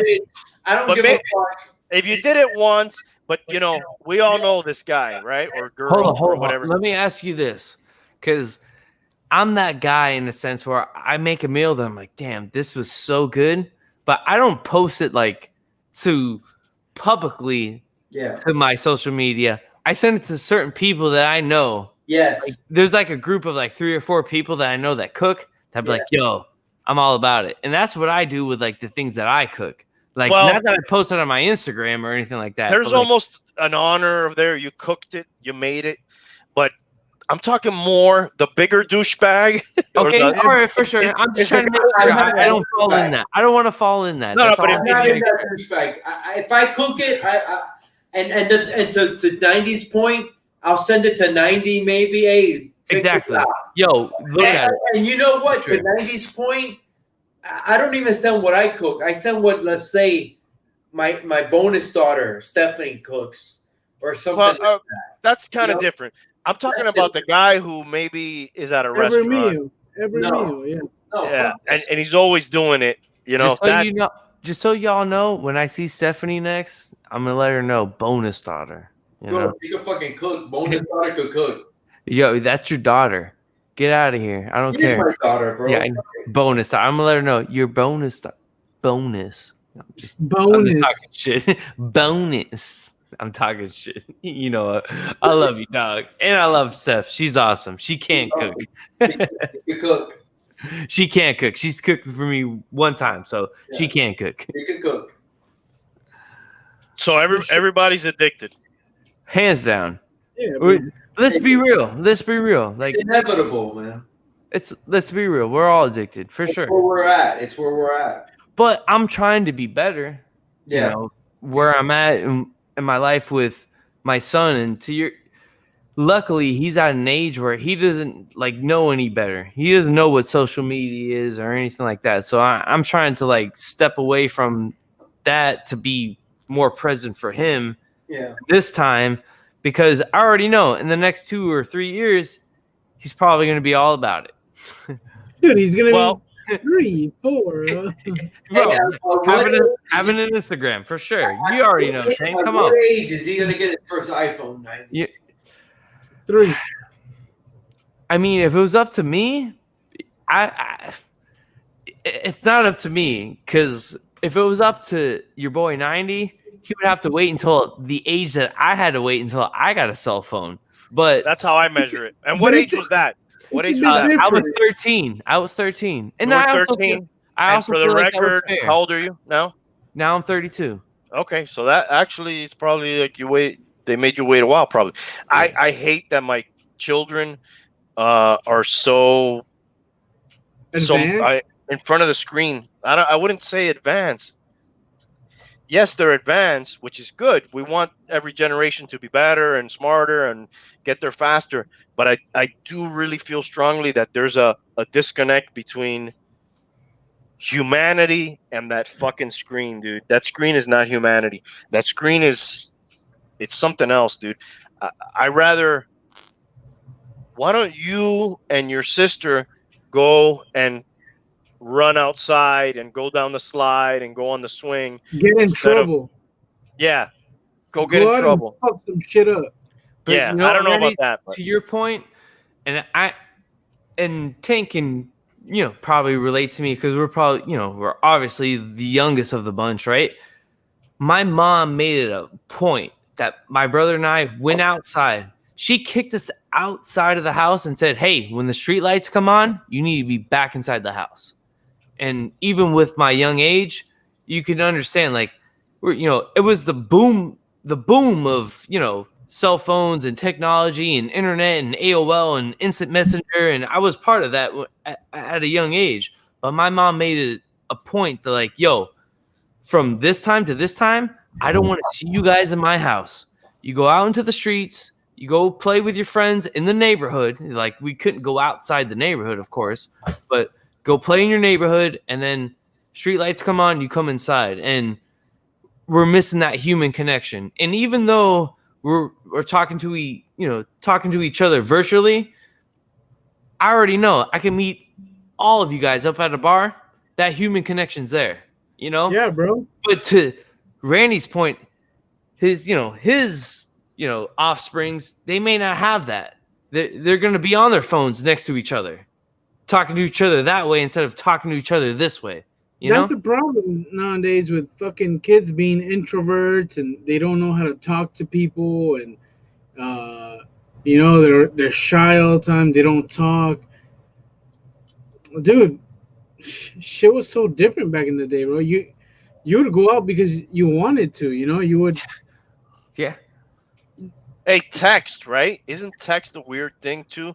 Because I remember when text messages came out, and then they kind of went away. I don't know if you guys remember this. They came out, and then they kind of weren't that popular for a while, and then they like came back and became. You know why they weren't popular though? Because they were charging like 90 cents a fucking text message. My mom used to get on my ass like, you better stop sending text messages, because that in a sense, my age, like, that was the new thing. Like, all right, cool. That's how we're communicating with each other.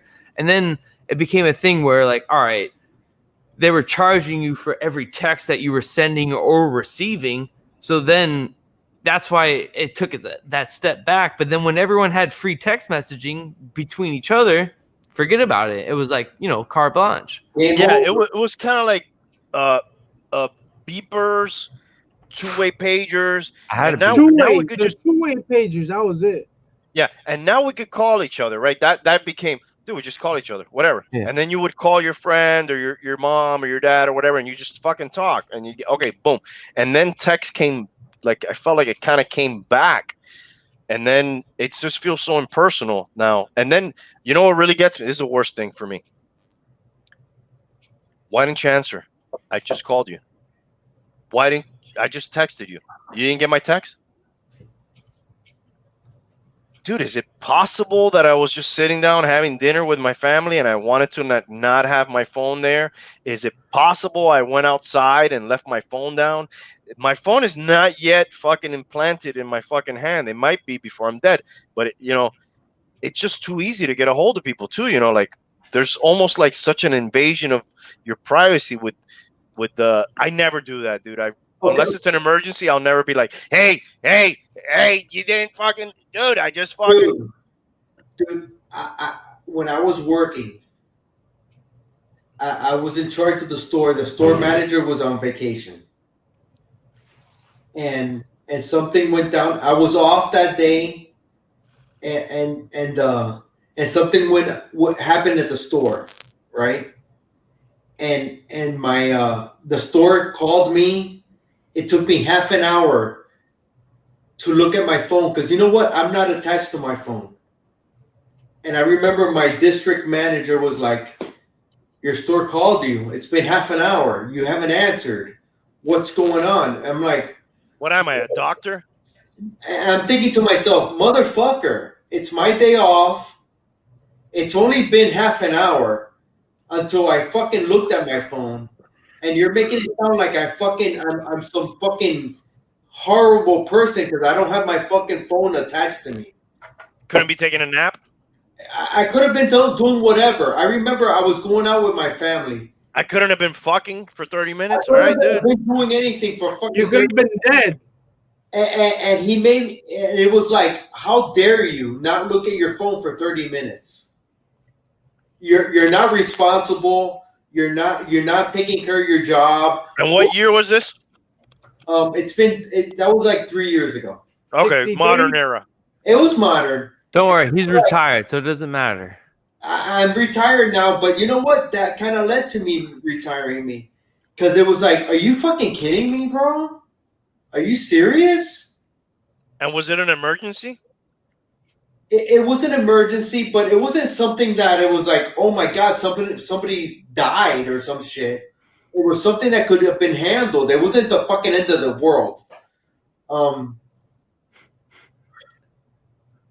That's just fucking pissed me off to no end, dude. I think it's good though that like maybe with that doc out and these type of conversations, like at least the first problem with it, the first step of an addiction is to admit it, right?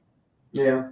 And I think, dude, that there's a shitload of people that never think about it and don't even realize it, that we're just fucking on that fucking thing all the time. We're ignoring people that are right in front of us all the time. Our family, our friends, our. Sometimes my wife is like, hey, you're not answering your phone. Well, you know what? I had it down. I'm charging it. I'm doing this. I'm not paying attention to my phone. I have it on vibrate. I don't have it fucking always on fucking so I could hear it. I'm not fucking addicted to this shit. And the thing that scares me is that the more the time goes, the more I'm getting addicted to this. And it fucking bothers the shit out of me. I don't want to fucking be addicted to this shit. But it's almost like that. If you're not, people are like, why are you not? Exactly. Why did you not? And that's the shit I got from my district manager. Is like, why aren't you on your fucking, like, okay. When I was working, right, it was like you have to have the store email on your phone. And They're not paying you extra to have it on your phone. They're Fuck not that. they're not doing anything like that. And I'm gonna tell you, it was only me and this one other guy, and we were the lone holdouts. That we were like, fuck you, you're not paying me for this shit. I'm not gonna fucking put it on my phone. And I was made to feel like a leper because I didn't have the store email on my phone. So you can get alerts and shit? So I could get alerts, and I'm telling you, I held out the longest I could. And I felt like I was made to feel like I was not into it. I was not part of the team, you know. But then once I did get it on, because I felt pressured, and I hate myself for doing it, but I felt pressured, and I finally did it. But then I was starting to get emails at 5:30 in the morning. I would wake up with fucking emails from my district manager, right? Bullshit. It's fucking bullshit. And I would wake up when he would wake up and start sending out fucking emails. And I remember I would fucking get up, go fucking take a piss, go fucking take a shit, and I'm fucking reading emails at fucking 5:30 in the fucking morning. And I'm like, what the fuck is this shit? I mean, I feel you there, but at the same time, like, I feel like, and I've been there, and you know this. Yeah, I've worked in retail pretty much my entire career in a working field. But you have to establish those lines where, like, hey, I am off. So, you know, even though they ask you to download it, hey, I'm gonna download it. But I'm gonna establish those lines and those parameters where, like, when I'm off, unless it's an absolute emergency. Like, I'm talking about the store's on fire or somebody's actually dying.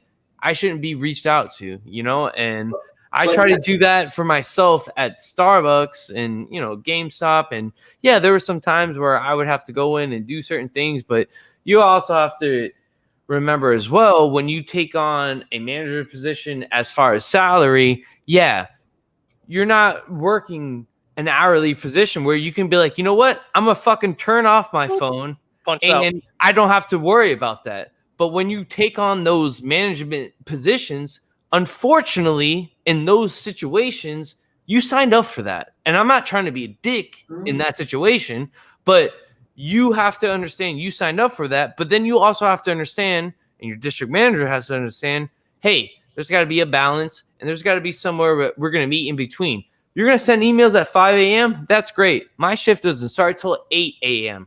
I'm not going to see your emails until 8 a.m. Don't fucking call me. Don't fucking, I'm going to have my emails off until 8 a.m. I mean, that's how I, establish how I am at work. But I truly believe once you get into that salary position, and I've been there, and, where I currently work at, I can honestly say, I work in an hourly position. When I clock out, I clock out, and that's it. But if I signed up for that hourly position, guess what? That's what I signed up for. Someone breaks into the store, Raul, and you're the fucking manager on duty. Yeah, they're gonna call you to go fucking in. And that's the end of it. I don't disagree with you there. I don't disagree with you there. But not because a fucking cooler goes out or somebody calls fucking out. Hey, are you fucking kidding me? Raul, you know what? You're absolutely right. If you're the manager working at the store, fucking handle it. Are you fucking serious? You know what, Raul? As your point, as the managers, and I've been there, as the store manager, I hired you as a supervisor or as a manager to make those decisions. Why can't you make those decisions? Exactly. But you know what, Raul? Unfortunately, that doesn't happen. And that's when you're a manager, they call you. That's the nature of the game. And I don't know if it's because I've been in retail for so long and that's what I know, but that's what it is. If I worked at GameStop or worked at Starbucks and I'm getting called on Thanksgiving night because something's going disarray at the store, well, guess what? I'm the store manager. Who the hell else are they going to call if they're not sure what to do? And by the way, that's a typo. He meant to say 1933. 1930. All right, perfect. And I understand that, but you know what? let's say I wasn't the store manager, or I wasn't the assistant. I was whatever manager. But you're proving my point. At that point, hold on, Bravo. You're proving my point. You're not on salary. So then you're clocking out and you're going home. One at a time, guys. One at a time. Let's say I'm the manager in charge. Before I call that manager at home, I'm handling the shit. And the point that I'm getting to is people don't handle the shit before it has to be that. Okay, let me ask you. You're man of action figures material, bro. No, hold on, Raul. Let me ask you this, though. And this is speaking to you, Randy. Now, you own the business, right? You own the business, right? Now, your supervisor that's in charge is not sure what to do. And this could cost you money. And he decides, you know what? I'm not sure what to do, so I'm going to call my manager right now. Are you going to call him for that? No. Okay, so when you're in salary or but there's a caveat to that, though, Mighty. The caveat is one time, okay, 2 times, okay. But if you already called me a couple times, I'm like, hey, dude, you're there for a reason. I put you there. Manager. Then get fucking rid of him and get the right person in place. Yes, that's my point. If you get to that point, then you get rid of that guy and you put the right person in place. And but then it's kind of a different dynamic. That big corporation and me, you know, I could easily say, boom, that guy's no good. And in a world like Publix, which I worked in, and you know, Raul was my boss there. I had to go. It's not that easy to say, you know what, that guy shouldn't be fucking doing that. You know, Randy, like there's to your point, politics and shit. I worked at Starbucks. I had to go through fucking hoops and loops to get fucking someone fired. A barista could do no wrong. As a store manager at Starbucks, I could do one thing wrong, and Raul knows this. That's it, you know? But at the same time, as a manager, I understood the position that I was in, and I understood the power that I was instilling into people. And if I saw at one point in time that this person couldn't do it, guess what? Someone else is coming to do it. That's it. Yeah, that's the way it should be. Absolutely. I never will blame somebody for not being sure. You know, that's one thing, right? There's like different things. I'm not sure. You know, hey, Raul, I'm here at the store. This never happened to me, man. What should I do? That's one thing. Another thing is, hey, Raul, you got to come over here, man, because I got that shouldn't be my thing. My thing should be like, yo, hey, let me ask him, what should I do? Okay, I'll do it. But another thing is to say, hey, you got to come in because I can't fucking do it. Well, shit, I should fucking do it. I'm the manager too. I'm the manager on duty. No, for sure. Now let me ask you this. There's a difference between your supervisor asking you, hey, can you come in to help this out? Or your DM telling you, yo, there's a situation happening right now. You need to be at your store to make it happen. And I feel you, Raul. Yeah, your day off, you want to do something. But if your DM is calling you and telling you, yo, where are you? Hey. Okay. And you know what? To your point, I'm in total agreement. But because you didn't answer within half an hour. Well, no, that's something you're not attached to your phone. That's different. That's something different. That's like, you know. But you're responding, you know. But I got blasted for not answering my phone within half an hour. And in that occasion, I did stop what I was doing, and I did go in and I took care of it. Oh no. And that's diligence as a manager, for sure. And I took care of it. And I went in and I stopped what I was doing. I stopped my family. And I don't got no regrets on it. But not for every little occasion. Oh no, for sure not. Yeah, it's annoying when it's repetitive and it's something that is not needed. It is. That's when it kind of sucks, you know, when it's not needed. Like, hey, you're there for a reason. Make a decision. You should be able to handle it and live with the. And I'll go back to, like, if you're asking for advice, you know, that's another thing too. But, like, you know, fuck you. Whoever's at the store at any corporation that big should be able to pretty much fucking handle. Even though, you know, I've worked at big companies where people call out, and then even in a leadership situation, they're like, you got to come in because dipshit called out, and then like, Fuck. Oh, I've been there. No, for sure. But to your point, Randy, like you want to make sure that you have the right, like you got to go in, you got to make that decision, and you got to have the right people in place, And if you feel like, this guy ain't cutting it, I'm going to go in, make it happen, and get the right person in place. Because typically there's always someone that's in those situations trying to get up to the next step, so you can find someone that will do what you want.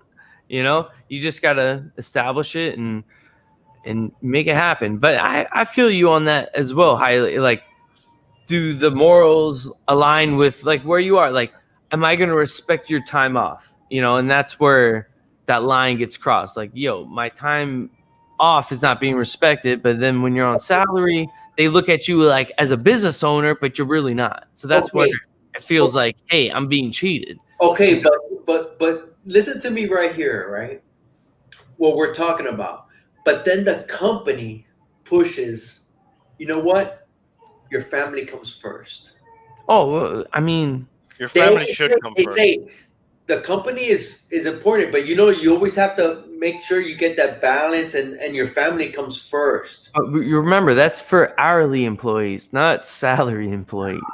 I tend to disagree because they push it for everybody. Yeah, hey. No, they say it's for everybody, but honestly, like hourly employees, what they push that for. And how are you supposed to read between the lines? Well, here's what I've always saw on both ends, as the guy asking for people to come in and the guy being asked to come in.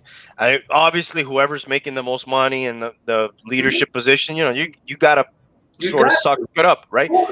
But for me, always, whether I was, some people say, well, you own your own business, dude. You're always gonna say it. But I always kind of felt, call me old school, whatever. I felt grateful for having a job always, no matter definitely what I was doing. Hey, these people are paying me to come. They're trusting me to do. I gotta do what I gotta do. And every once in a while, they're gonna ask me to stay later. And you know what? Yes, I was single. I'll fucking do it. Yes, I want to make some more money. I'll do it. Fuck, a little sacrifice, I'll fucking do it. And to me, that always kind of rubbed me the wrong way when there was a guy working, either a teammate on the same level or somebody above or below, whatever you may have, that always, my schedule said 5, bro. I'm fucking out at 5, dude. Dude, come on, bro. We're all in the same fucking boat here. We're all supposed to be, we're all eating off the same fucking plate. You're laughing, Jonas. No. Why? He worked with me too, so why are you laughing? Go ahead, tell me. But I agree with you. Bro. Let me get Tank's take on that though, because he worked. I am in totally agreement with you, bro. You do what you gotta do, bro. Oh my God, I can't stand those people. Oh my God, it's 5 o'clock. I was supposed to leave at 5. I can't fucking stand that shit. But those people are all the time though. I can't stand that shit. I can't stand that shit either. No, you do what the fuck you gotta do. Yeah, I mean, every once in a while. No, today I can't. Today is my daughter's graduation. Okay, fucking cool. But the people that are like every day, 5 o'clock, I'm fucking out, bro. No, fuck that shit. Building's on fire. Call the fire department. It's crazy because I know who he's talking about, and and it's like, I'm not talking about one person, but. I am. Dude,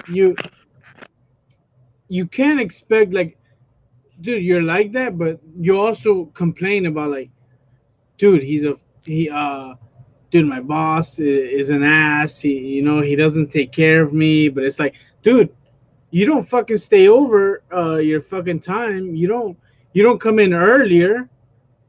They'll probably park outside for 15 minutes. And they'll come in when they need to come in. But dude, just come in a couple minutes earlier, bro. What's the big deal, bro? Or stay a few minutes earlier, finish what you need to do.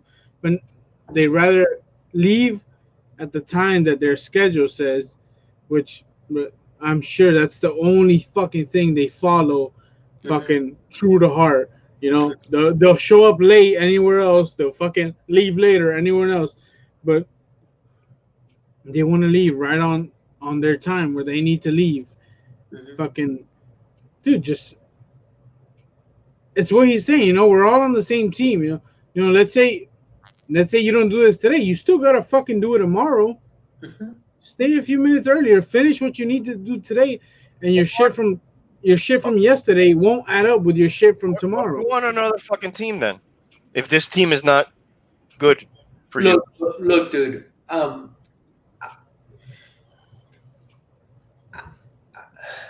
Randy, you work with me. I don't mind. Look, if the shit hits a fan and we gotta fucking work our ass off. Hey, yeah, hold on, bro. I'll say this about him. I worked with him, and this was one of the few guys that, like, he was the kind of guy, we had a truck to unload.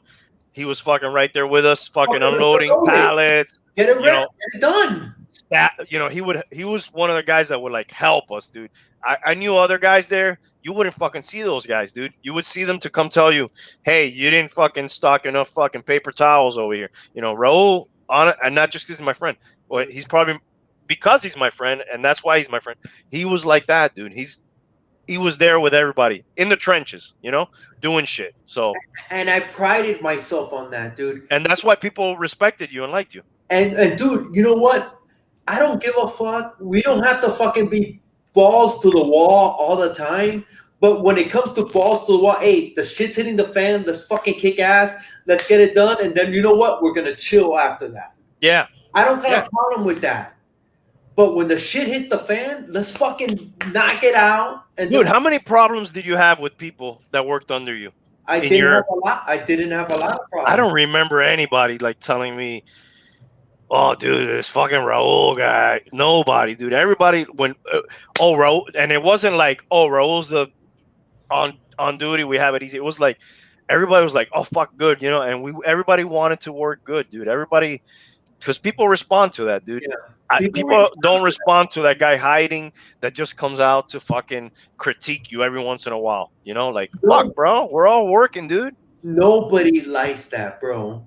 I always say, yeah, you could be a fucking hard ass and direct everybody, but people, when they work under you like that, they're not gonna take a second. They're not gonna take a second to fuck you over.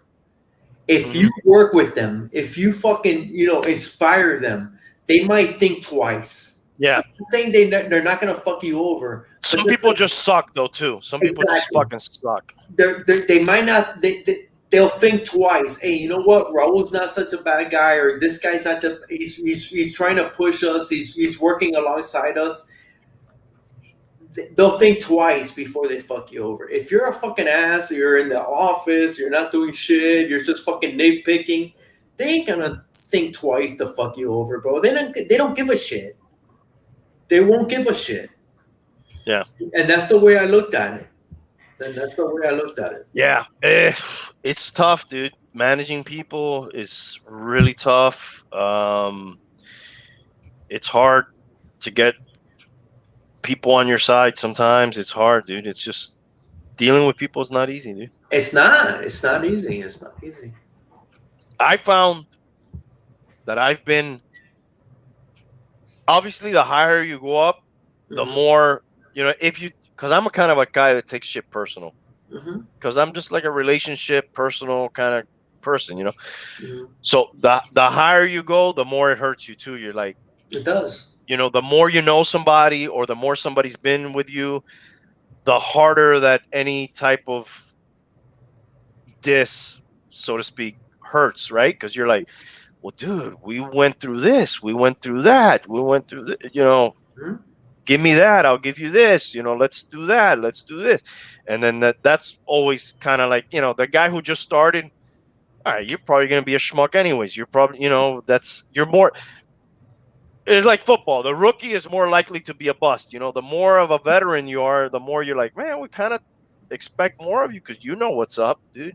You know how this ship has to fly. We got to do this. We got to do that. We got to get that guy to do that. We got to get this guy to do that. We got to show that guy the right way. That's important too. How, new guy comes in. Oh, this is a fucking, look at this shit, dude. They don't even know what they're fucking doing here. Nobody pays it. All that shit matters, dude. All the first guys on the first day that guy's on the job, man, that matters so much. You know, Ro, you don't want to stick that first dude on the job with, let's stick him with dipshit over here. You want to get your best guy. Hey, bro, show this guy the way we want shit done, because that's going to make it easier for me, for you, and not that we want to pick on him and make him, we just want to show him the right way, because at the end of the day, that's better for everybody, and we're all in. We don't have, these fucks working against us, and then we gotta make up for him, and all that shit. I don't know. I've had whiskey. Dude, when I was at Publix, there was a store manager, and he was considered like the top end manager. He was like at a big store. He was making a ton of money. Patrick Mahomes? No, yeah, Patrick Mahomes, and he was up there, right? And I remember I wasn't at his store, but I would hear about this guy. Oh my God, that guy's an amazing manager. And then I would hear stories, and he had this guy under him, right? He wasn't even in management. He was like the head stockman, and the guy was ready to move up. And I would hear the stories, and this guy's supposed to be the next guy moving up. And I remember that guy got caught for stealing. The manager or the head stockman guy? The head stock guy got caught for stealing. And I remember I was like, damn, because I remember I knew that guy, and I was like, fuck, that guy was like, everybody looked up to that guy, even though he wasn't in management. He was like, you could tell he was moving. He was a rising star guy. And I remember years later, that guy got busted for stealing. He got fired. And later on, that store manager became my district manager.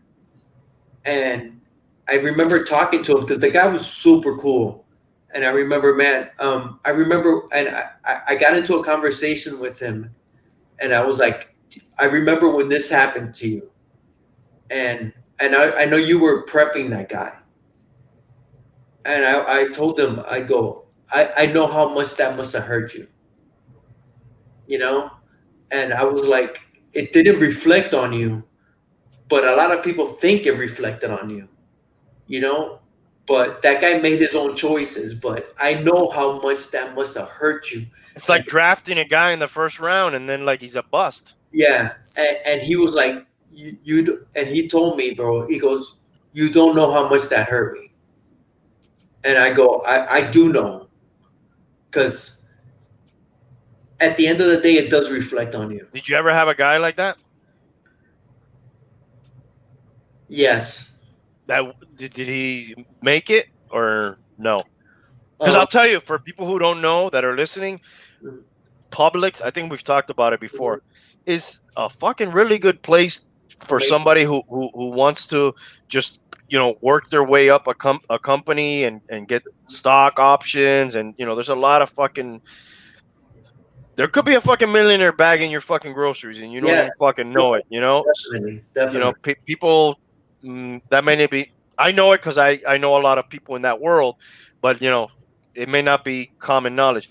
So there is that, definitely. That company, I think, more than any that I at least know, is a good fucking. You could do this, dude. Mm-hmm. You could really do this. So did that guy make it? The one that I asked you about? No. You don't have to name. No, something happened. No, he. People let you down, man. Yeah, that's human nature, though. But for everyone that didn't, there's a lot of people like you that did. Yeah, exactly. And the thing is, just because you had faith in that person and they let you down, it doesn't reflect on you, man. And a lot of people take that as it does reflect on you. It doesn't. You didn't do anything wrong. You just put your faith maybe, and that person let you down. But it doesn't reflect on you. Hey, let me shift gears for a second, guys. Guys, I gotta be up early tomorrow. I gotta take my baby to the hospital. I 1 second, just this thing, and then go, please, if you can, for a second. Right. Let me, because you know about this. I'm trying to do this. You're not sharing right now. How do I share? In the bottom. Anybody know who this lady is? Nata No. gata. Who's that? Is that one you guys were talking about? Yeah. Natagata. Okay, the thing about this, she's not your everyday Instagram hot chick, dude. The Pope liked one of her pictures, dude. Wait, And- say what? The Pope Pope, Francis. yeah, Pope Francis liked one of her pictures. Actually, she's wearing this outfit in the picture that he liked. Keep Where scrolling down. I'll tell you which one of the pictures he liked. No, he didn't, dude. I swear to God, dude, it's big news. Check it out. I'm not But logged see into. all. What do you? At the bottom, see all. Bottom Okay. right. Yeah, right there. What's her name? Nagatata? Oh, I guess you can. I'm not logged in. Computer. She's wearing Oh, this okay. outfit though. A schoolgirl outfit. Yeah. Yeah, and he liked the picture, and it was kind of big news. So, what are you guys thinking about the Pope, dude? Here's what I'm thinking. Not too long ago, he came out with the gay, like he was in favor of gay marriage. He's a big boxing fan too. Now he liked this girl's picture. Is the Catholic Church desperate for like membership and like a following that he's doing these things, or this is just a sign of the times and he's like that and whatever? And what are the old school people thinking? Like, oh my God, gay marriage, and oh my God, he's liking pictures of this chick with her ass out and all this shit. What do you guys think? Dude, I'm gonna be honest with you. I was raised Christian. I don't know, bro. Lately, I've been feeling fucking pretty like. Not that it's fake or anything, because I still believe in it, but it's like, dude, a lot of the shit that is said in there, like, dude, gay marriage, whatever, bro. To each their own, man. You wanna, dude. You wanna marry a guy, bro? Marry a guy, bro. That's a loophole. You don't gotta deal with chicks, you know. I'm kind of with you there on that Bruh, thing. I mean, we might be part of like a younger generation, but I can say like, you know, to each their own. Like, I am not here to judge you in any way, shape, or Dude, form. and I was raised Christian. Yeah, I'm Catholic. my dad's a pastor. My son's being baptized tomorrow morning at 10 a.m. in a Catholic church. And I'm going to tell you this right now. It is not my place to judge anyone on this earth. And Dude. Where I stand is, if you're a good person, no matter what your orientation is, if you just believe in good values, I truly believe whoever this God or that everyone believes in will accept you for who you are because you're a good person. And let's say for whatever reason that this God doesn't accept you because you were gay, but you were still good to other people, then you know what? Maybe I don't want to be part of that, because I truly can't believe that you can define somebody based off of their sexual orientation. Like that does not define them as a person. And that's just And a lot where of stuff, bro. You know, abortion seems like a bad thing, but bro, what if you were raped by what if you were gang raped? You know, it should be okay to fucking have an abortion, bro. Yeah, the late term is the one that gets that's a little different for me at least. But yeah, I mean, you know, it's Okay, but wait. We're not getting into abortion. Okay? we're not going to do an abortion, but even to that point, like, you know right, what? but it's considered murder. That's not a good thing, you know. You're It's in charge dicey. of your own body. You're in charge of your own body. Yeah, And bro, you do whatever you want. You may not agree with the late term abortions, but if that person truly believes that's what they want to do, who are you to judge or fault that person for that? You may not agree with it. You're not the judge and jury. And I guess to me, that's where I feel like that's where people nowadays like, yo, you're not the judge and jury. Who cares, man? Like, base your judgment on who they are as a person. And, you know, Raul and I can speak on this because, you know, I mean, not that we're going to go there, but like politics, you know, I know for a fact he voted for the other person that I voted for, but that doesn't mean we're still not friends. But to other people, that might be like, you know what? I'm not your friend anymore. And to me, that's stupid. And I feel like that's the That same is the thing with, stupidest thing. and If I feel like anybody, that's the stupidest thing. Because to here's me, the bottom line. that's the same thing though. None of those And fucking that's the guys. bottom line. And that's the bottom line. Because none of those guys Do shit. really Do give shit. a fuck Yeah. and even know that we exist. They do not even know we exist. Yeah. So why are we fucking putting so much of our fucking life and friendships and unfriending and all this bullshit over Literally who got killing that each title? Literally killing each other over who the fuck we. Over these Okay. people who don't give a flying fuck about you. And at the They same give a flying fuck about other shit, not us. people are doing the same thing based off, for instance, who they And that goes for both ways for me. Yeah, no, Either way.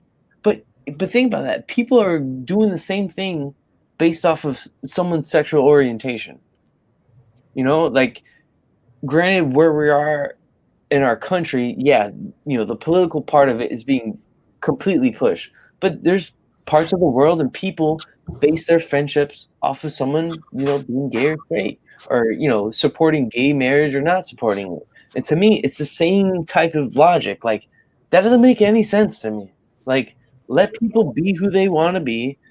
And if they're a good person, that's going to show. Because if you're an evil person, we're all going to know that they're evil. You know? It doesn't matter who the hell they're fucking. Yeah. At the end of the day, like, you know, how are you going to tell somebody how to think, dude? How are you going to tell somebody how to like? How are you going to tell somebody, you know, what fucking hole they like to, you know, whatever, dude. Everybody's going to do whatever they want. Why? What the fuck do I care, dude? Go do you, man. You know, that's you. This is me. That's you. Whatever. It doesn't really fucking matter. Yeah, I'm with you there, man. Except, It might just be something to, like, you know, bring the masses together, you know? You know what, dude? We're losing a lot of people because we don't like gay marriage. Let's say gay marriage is okay, you know? Maybe that's what fucking Pope Francis did. That's back to my question. Yeah, is this all strategic? Because we know the church is a business. Yeah. That's not a secret, right? It's like, it's a fucking business. We need membership, right? If there's not people going to our churches, if there's not people putting money in their fucking basket, if there's not, you know, then there's not anything, you know? So is that a move? That's really what I'm asking. I don't know about that's the a move? Instagram. I don't think the Instagram of liking. Oh, that was a mistake. Oh, yeah. Fuck. Maybe it was like, dude, maybe I'm on my personal Instagram. You know, let me like it. I don't think that was a strategic move. Because the membership has to be down, right? The like, something has to change. That's like an old, archaic system, and I don't want to fucking diss on religion. I think religion can be good for a lot of people and shit, but it's just weird that all those things are coming up now. Maybe they've been liking shit like that, you know. They didn't have Instagram before. I think the morals and the teachings behind religion are there. They're solid, yeah. I think what's, you know, happened, especially in this time, is you've seen years of interpretation come down, and one's interpretation of the Bible, or, you know, another's, and I think that's where people start to take it in different ways. I'm not saying like everything in the Bible was right or true or wrong. I do think some things were embellished in a sense, because think about this. We're talking about a book that's been passed on for thousands of years, right? And if we're talking about a game of telephone, you know, the version that we see now, how true is it? I'm not saying that the values and the teachings in it aren't there, because that's what it's meant to be there for. But I definitely feel like it's been diluted in a sense. And I also feel like the church, maybe not now because it doesn't have that same power, but back in the day, it was used as a tool of fear, you know, to make sure that people didn't do certain things. Because if you look in today's society,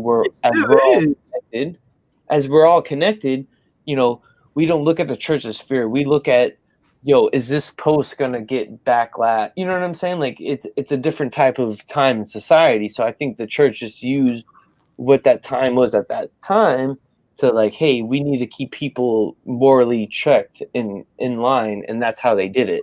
And I feel like that's why we see the church as we do today. Hey, John, I'm a fucking scout, bro. I can show you all my top prospects. Real quick, man. I was, Give us your knowledge and parting thought. I don't know about knowledge, but Hialeah could be the Pope, the next Pope. He looks like a pope kind of guy. I was raised Catholic, and I gotta say it's hard for me not to go back to that.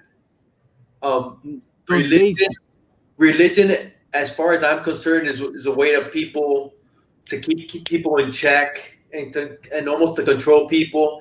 And you know what? I'm not against religion. If religion makes this your time on earth better, and it gives you hope or whatever it does, more power to them. I'm all for it. I'm not hating on it. But am I religious? No. Randy told me something that was made a lot of sense. It's like, dude, it builds good morals, bro. No, it's a good base. You can get a good base. It builds good morals. It keeps you online if you believe in it. But if you need that to be a good person, what does that say about you? You know. I hear what you're saying there, Raul, but I think what happens with some people in religion, as we are right now, as we find ourselves in a community, I feel like that's what happens. And people define themselves in that community to, be better and try to be someone in that community. And I feel like that's something that people find religion, like that sense of, I'm part of something, I'm part of a community, and I mean something, and I feel like that's something that religion gives to people outside of like those morals and values. And that's the thing that people really, I don't want to say pry on, but really take that part of religion and then forefront it. And I don't got a problem with that. But when you're so into religion and then you start judging people for not thinking what you're thinking, what does that make? Yeah, because that makes you a fucking hypocrite, okay? Because you're not supposed to judge. You're going against what the Bible says. Got you there in the first place. Exactly. And what 90 was saying, dude, that's what you believe doesn't make me wrong. And that's what I think is wrong in this. What's going on now? I've gotten into several discussions, and I've had people tell me I'm right and you're wrong. And I've had to come to the point where no, how can you say that? I judge you, dude, and that's what gets me. That's what makes me like lose my faith or my belief in religion. Is like, dude, like, don't shove it down people's throats. Don't make people think that they're wrong because they believe in something else. Exactly. Dude, most of the people that I know that are like super religious or like very, or like God is using them. I don't know about you guys, but for me, they don't believe in COVID because it's not real and they don't see the effects or whatever. But they don't, dude. You can't see God. You believe in him and you put your utmost faith in him, and it's like. There's a famous saying, like, I think it's an atheist. I'm butchering it. I don't remember exactly.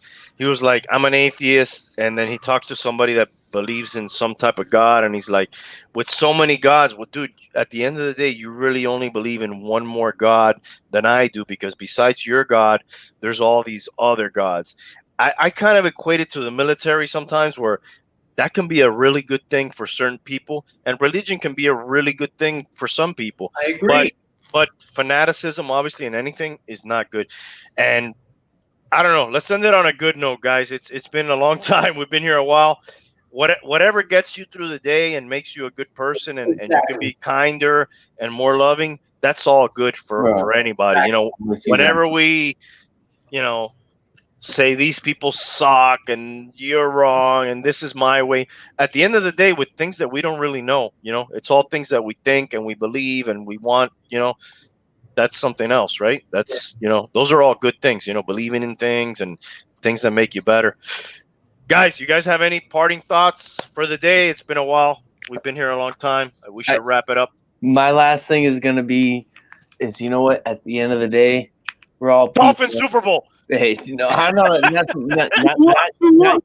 not yet. To a time, but at the end of the day, we're all people. Literally, we're all just trying to survive in this world. Get through the day. And I look at it exactly like that, Randy. I'm just trying to survive tomorrow, you know, and whatever I can do to help, you know, of course, my neighbor and to better my family. That's what I'm all about. And be good to your neighbor. Yeah, bro.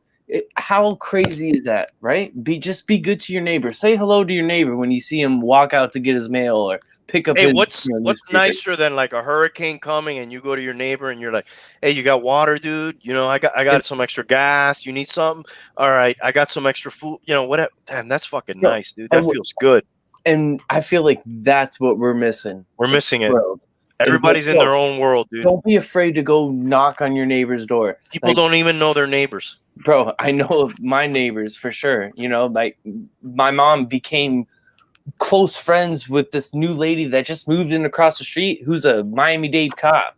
And that's worth so much, dude. And my mom was like, "Oh, this lady's so great," you know, and I can't believe she moved in across the street, Chad. So to your point, and just be good to each other, be neighborly, and you know, cheers. Hell yeah. Everyone needs to smoke one too, bro. Yeah, every once in a while. Why not? Hey. Okay, yeah, you're trying to end it on a good note. Don't end it on a bad note, dude. I'm not trying to end it on a bad note. I know you're not. But I gotta tell you what I've been dealing with. All right, go ahead, man. Is it COVID? And I felt it a few times this week and last week, and it's like it kind of sucks, man, because it's like I don't try to tell anybody that they're right or wrong or everybody's. It's like the dude abides, you know. That's your opinion, man. You know what I'm talking about? Your opinion, man. And that's your opinion, man. And I felt in the last 2 weeks, I felt like I've had friends tell me you're wrong and I'm right, and it that hurts. Bro, you shouldn't be talking about our conversations on air, bro. I respect their opinion, and that's the thing. I don't care what anybody thinks, man. I really don't, because it doesn't affect me. Anybody could think what they want, but in doing that, don't think that my opinion is less than your opinion. You know, it's like your opinion, man. Everybody feels strong about their opinion, dude, and that's your opinion, man. But why do we gotta feel so strong about things we don't know? That's another thing, right? That's a whole nother thing. You know why? Because cocaine's a hell of a drug. It is, dude. That for sure. But like, fuck, man. Sometimes when people feel so strong about an opinion, and I think that you don't really know. You don't really know. You don't. And you know what? Most of the time, then we gotta respect each other. You gotta respect each other, but don't tell somebody, well, you know what? I'm right and you're wrong. And you're a piece of shit. And you're a piece of shit for thinking that way. And you'll see in the end, or you know what? I'll prove you wrong, dude. You know what is that, dude? What are we in a competition? It's always somewhere in the middle, isn't it? Yes. I'm always half right and half wrong most of the time. Absolutely, dude. 100%. Respect people. We're not gonna always agree. We're always gonna be straight out of Hialeah. I'm straight out of Hialeah. Love that place. And let me see if I can play some music. And Nighty, thanks for joining us, bro. It was awesome being on your show tonight. Incredible having you guys on my show. Thank you for being here. We'll see you guys next Friday, 10:30. Be ready. Let me know if I can come on next time. Jonas, thanks for staying up past your bedtime.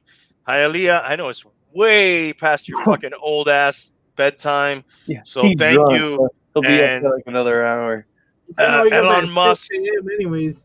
one of my heroes, Elon Musk, he always says love is the answer or some shit like that. That's the Beatles. That's the Beatles. Maybe he stole it from them.